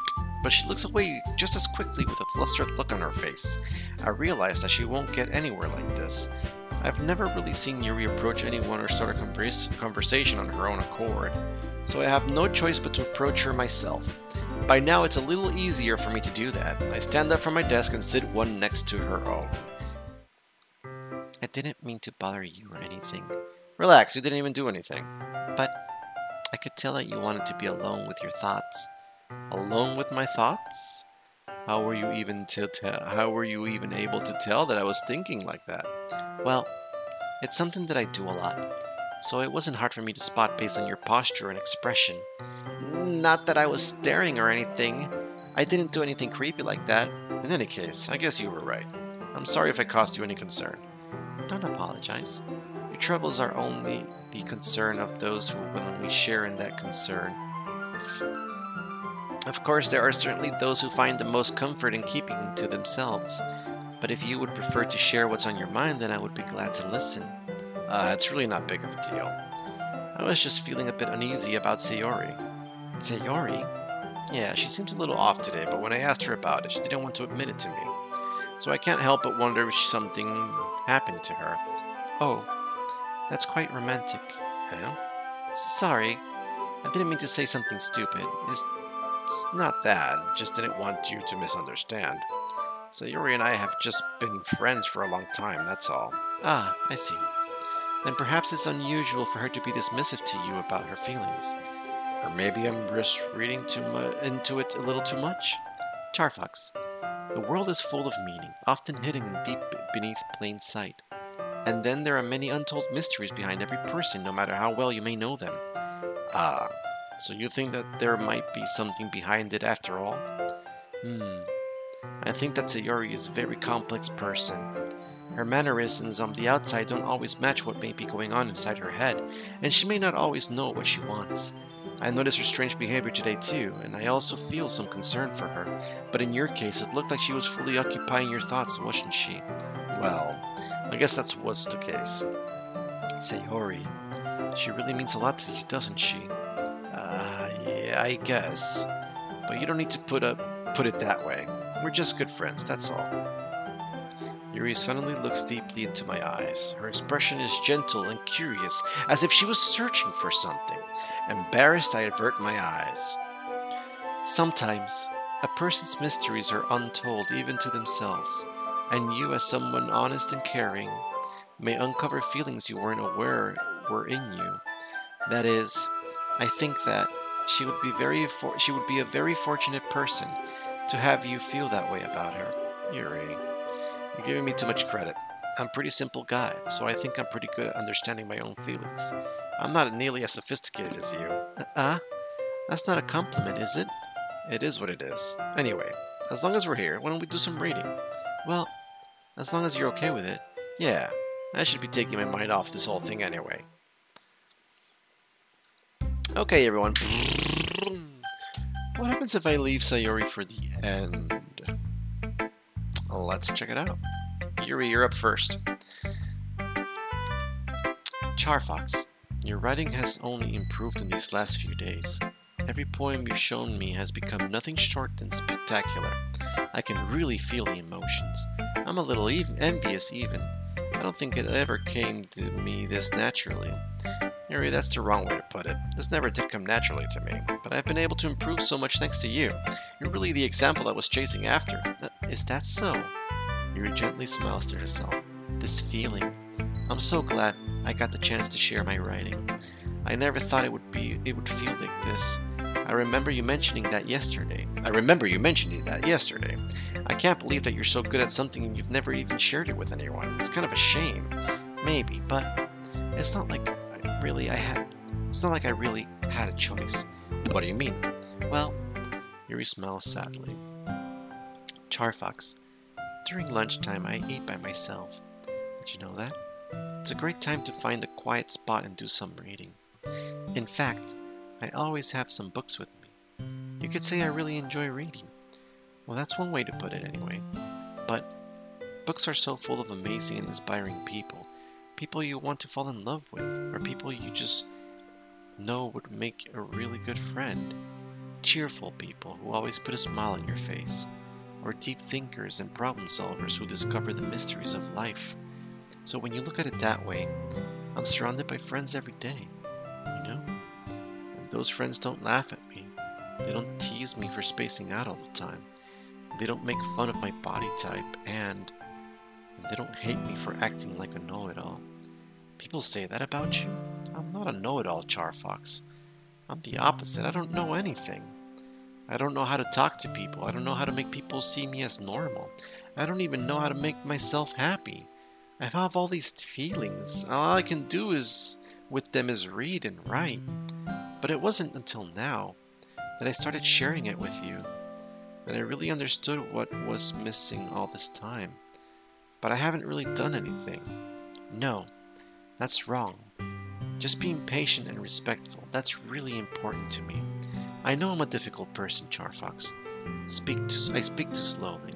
I second guess myself all the time.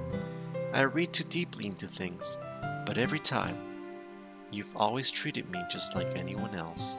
It's so rare that I feel comfortable with myself when I talk to others. But that's why every time I talk to you, I just feel really happy. I see. Well, I treat you how you deserve to be treated, Yuri. And if other people don't see it that way, then screw them. I mean, I joined this club hoping I would make friends. And I would say I've had at least one success. Wouldn't you? If you put it that way, yeah. We really are friends now, aren't we? Yuri puts her head in her hands, but this time she's smiling as she does it. Do you want to show me your poem? Yeah, I do. Let me get it for you. Ghost Under the Light. Did I talk about this one?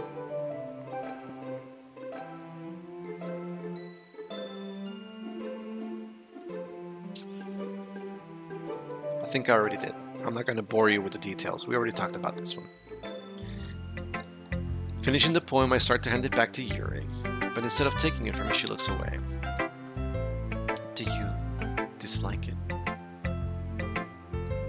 Ah, no, of course not. I just don't really know how I should respond. Despite Yuri's poem being usually cryptic, this one, it wasn't hard for her on what this one was about. I don't know if I'll be able to explain this one. That's fine. I understand this one. Yuri's having an even harder time speaking than usual. Does this one mean a lot to you? Yuri nods. I'm not really good with words, but I'm happy that you shared it with me. So thank you. And I hope we can keep spending time together. Despite my inability to make eye contact, I see a faint smile emerge on Yuri's lips. I once again try to hand the poem back to her, but instead Yuri gently takes my hands and pushes them back towards me. I hesitate and respond to her warm touch. You can... the poem is... Once again, Yuri fails to form a complete sentence. You mean I can keep it? Yuri nods. I'd love to. Again, Yuri faintly smiles, as if she doesn't want me to notice. You always make me feel nice. I know I'm not good with people, but I hope that I can return the favor sometimes. Yeah, don't worry. I think you do a good job. Yuri finally turns back toward me. I guess we should move on before Monica says something, but I'm sure we can talk again later. Yeah, I'm sure we will. With that, Yuri timidly smiles at me, and I return to my seat so I can put her poem away. Alright, next up is Natsuki. She might not like this one. Yeah, no thanks. Okay, you didn't even... Next!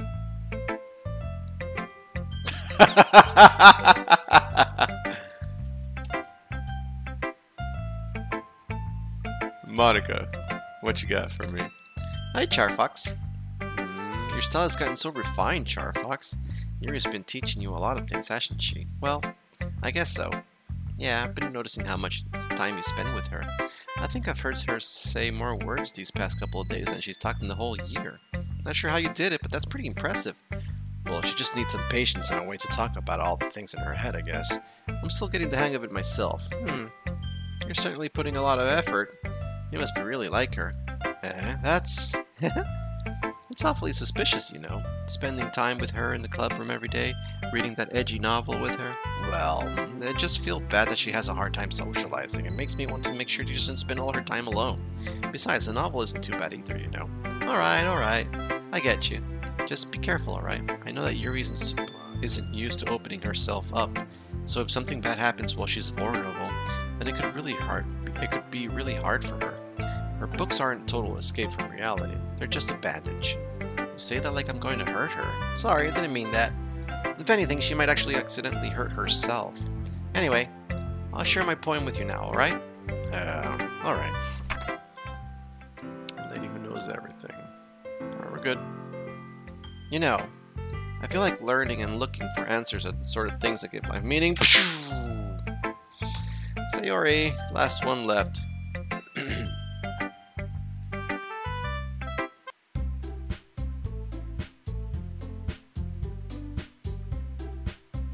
Oh, and she left. Alright.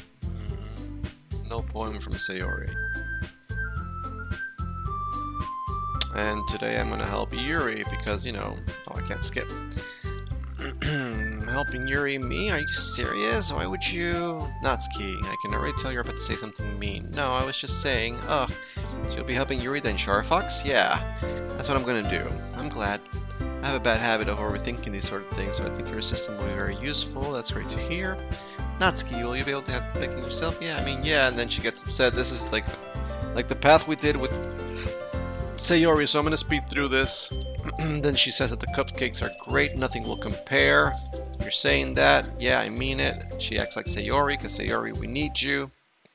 We need your phone number. There it is. Yeah, we got this, It's okay, Yuri, don't worry. I've been here before. I come from the future. Been getting increasingly anxious about Yuri's visit. Keep telling myself, putting Yuri aside. Okay, I was able to skip the entire Natsuki Sayuri, I got this. Sit tight. I'll be back. I'm coming for you, Sayuri. Just sit tight. All right. So this is Yuri. So Yuri is here.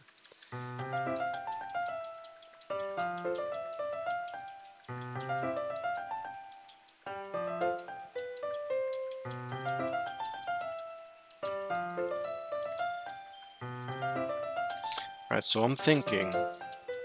I think I got all the events by now.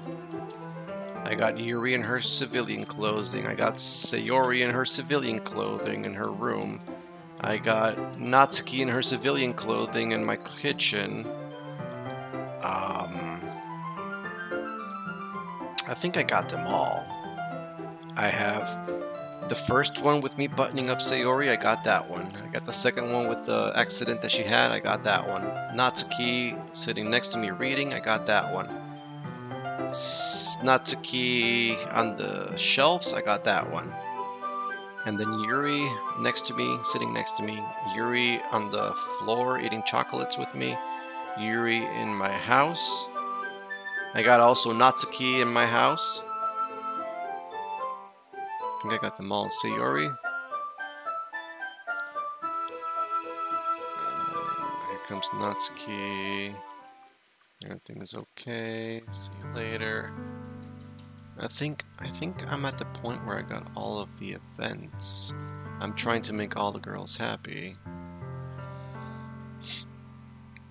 But that brings me to the following question. Do I need to... This is Yuri. Yuri comes after Natsuki. Why did I put that there? I should have put that here.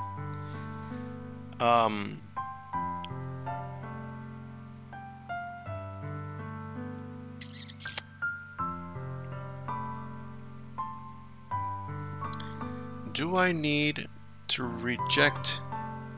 No, because I only love one person, but I just want everybody to have a great time. So I'm sticking with loving... I'm sticking with loving... Wait. Hold on. Oh, I'm getting confused now. Next page. This is Yuri Love. Yuri Love goes here. And let me go back and load this one. Yes. What's in here?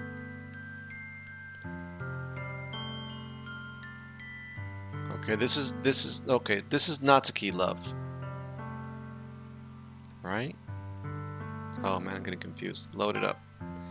So I should save here. Yuri Love should be saved here.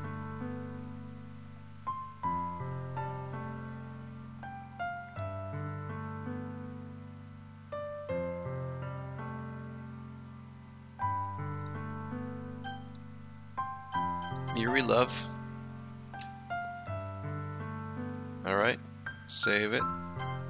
Here. Yes. Okay, so this is Yuri Love. This is Natsuki Love. And this is...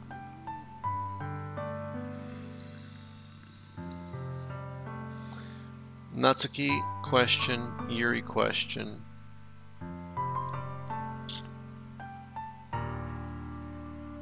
Are there any other events that I can't think of?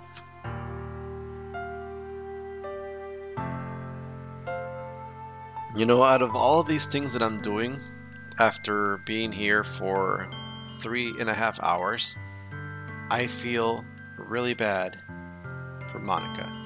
Because not once has Monica had a CG event. Not once has Monica had... I can't even write poems for her, so I can totally understand where she comes from. How do I get the best ending where everybody is fine?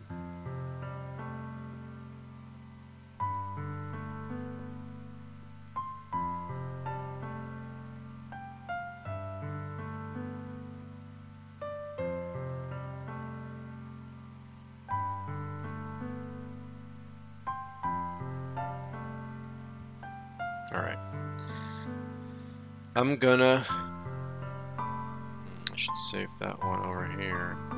Save? No, load. Yikes.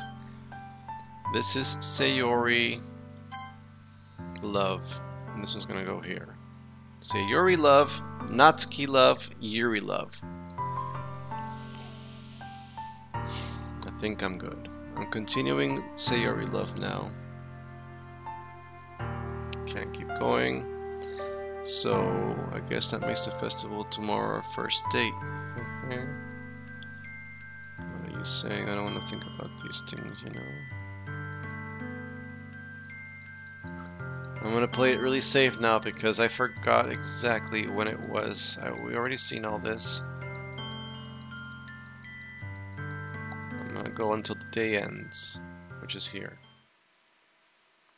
Alright, so I'm saving here, the day of the festival. I'm saving it under Sayori Love. Pop. Yes. Got it. I'm gonna load Natsuki Love. Same thing, right? Alright, good stuff. Saving Natsuki Love here. Pop. And then I'm gonna load. I'm about to break something here if I'm not careful. I'm about to load Yuri Love. Yep, there it is. There at the festival. Save it. Yuri Love. Saved. Alright, now. I'm gonna make a separate file for Natsuki. No. I'm about to make a mistake, I'm telling you. I'm about to make a mistake. Load, yes. Natsuki, no love. Always be my dearest friend. She starts crying. Turning around and running off. Sayori! I'm left helplessly standing in front of my own house. Why am I feeling so horrible about this? There's nothing more that I could have done. The most I can do is support Sayori through her feelings and help her on the path. That's right. But I'm having as much trouble understanding Sayori's feeling as she is. Even though I can't comfort her, I keep wondering if I should be doing something more or something different. I know these thoughts will continue to plague me until things are back to the way they were. I'm gonna give it everything I've got.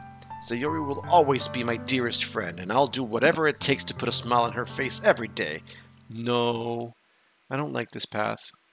It's the day of the festival, but I'll save it just in case.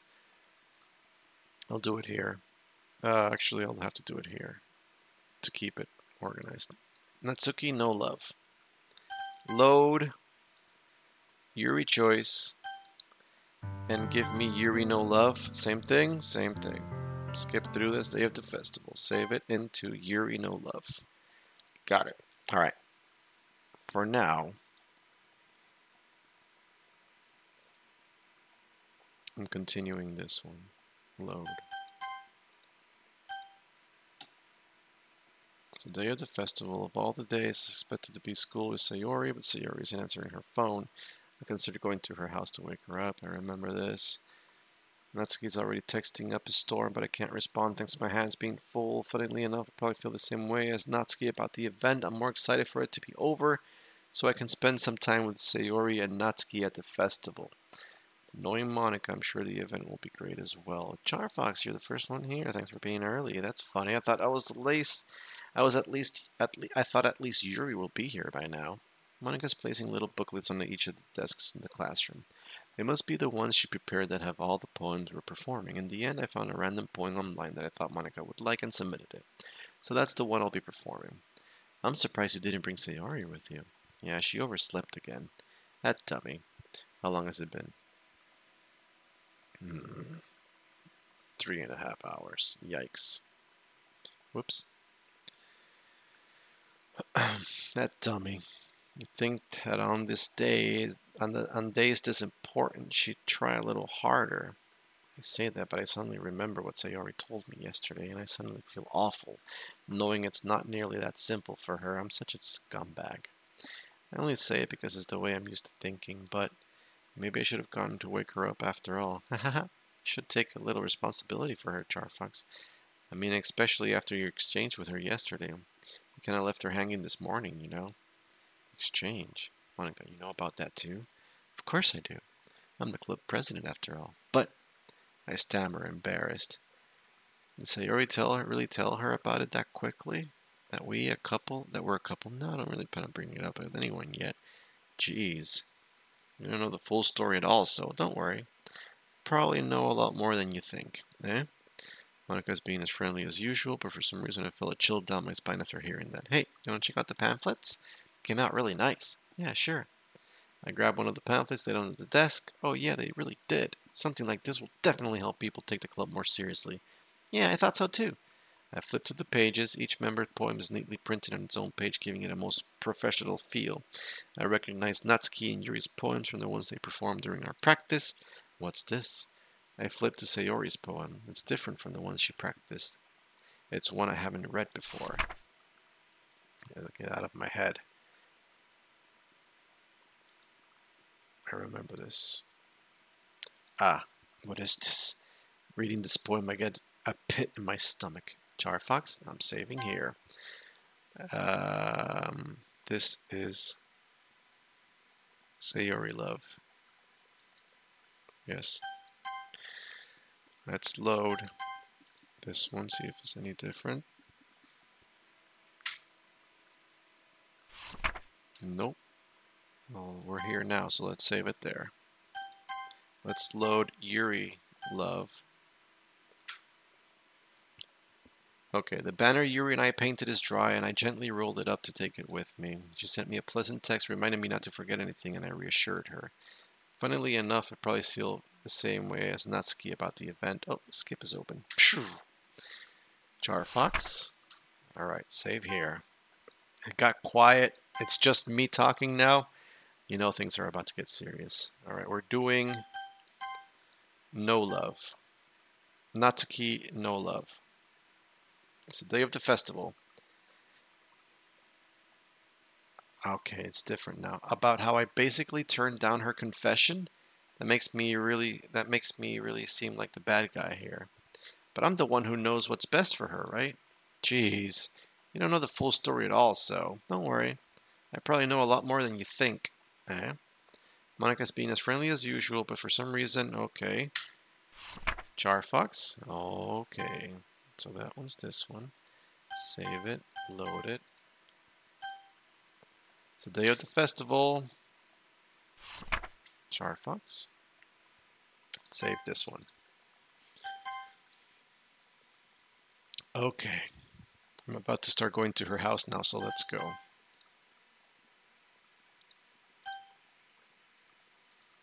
What's wrong? Ah, it's nothing. The poem feels completely different from everything else Sayuri has written. But more than that, I changed my mind. I'm going to get Sayuri, so... Ah, well, alright. Try not to take too long, okay? I quickly leave the classroom. Don't strain yourself. Monika calls that out after me. I quicken my pace. What was I thinking? I should have tried a little bit harder for Sayuri. It's not a big deal to at least wait for her or help her wake up. Even the simple gesture of walking her to school really makes her happy. Besides, I told her yesterday that things will be the same as they always been. That's all she needs. That's all I want to give her. I reach Sayuri's house. I'm saving here. Playing it safe. Playing it extra safe, because... can I skip this? Reach Sayuri's house and knock on the door. We're still here. We're still here.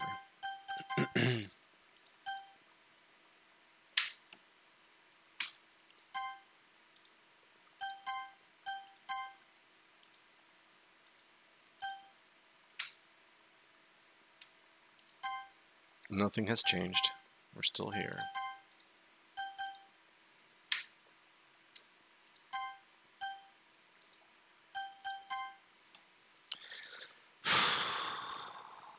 Okay. Load. I don't expect an answer. She's not picking up her phone like yesterday. I opened the door and let myself in. Sayori. She's a really heavy sleeper. I swallow. Can't believe I ended up doing this after all, waking her up in her own house. It's really something that a boyfriend would do, isn't it? In any case, just feels right outside Sayori's room. I knock. Sayori? No, wake up, dummy. There's no response. I really didn't want to have her enter a room like this. Isn't kind of breach of privacy. She really leaves me no choice. I'm saving right here.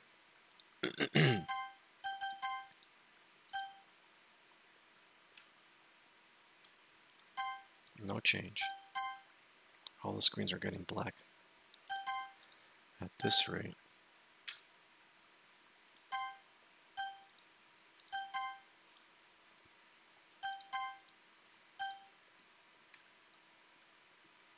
Isn't that more like something a boyfriend would do?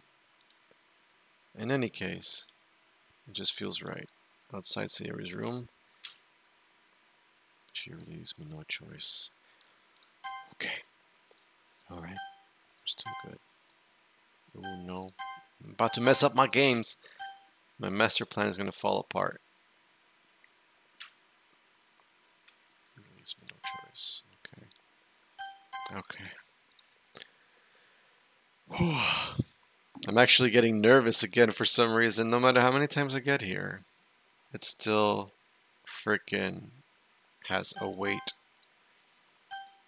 Okay, following Sayuri's path.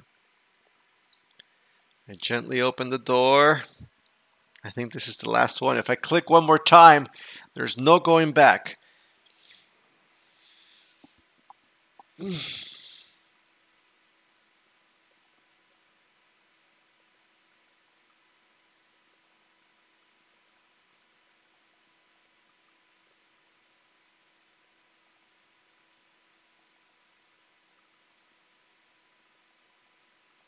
I'm saving.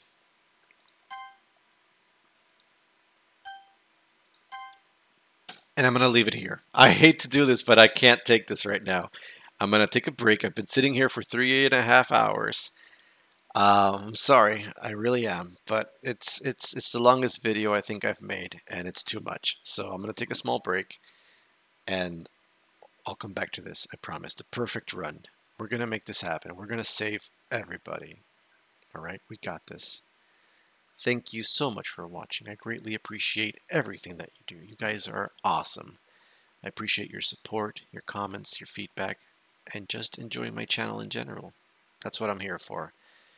So when my little videos bring others happiness and joy, that's a great thing. Speaking of happiness and joy, considering that this, I probably might have to talk about this in the other videos as well, but you know, this game presents a lot of topics and a lot of things that are actually occurring in our world, and there is help. Things are not as helpless and hopeless as you might think that they are. So always do seek out help. Seek out friends, seek out assistance, and if you don't have friends, because it's hard for you to socialize, there are still people that care for you, and there's still somebody who will give you the time of day if you reach out to them. So, stay strong.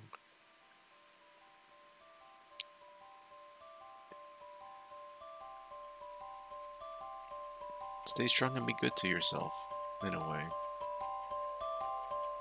So, until next time, take care, which will be pretty soon. I'm just going to take a small break. Until next time, take care, and bye-bye. ふわふわふわふわふわふわりくるくるくるくるくるくる回るのふわふわふよふよふわふわりうるるくるくるふわふわ飛び出したの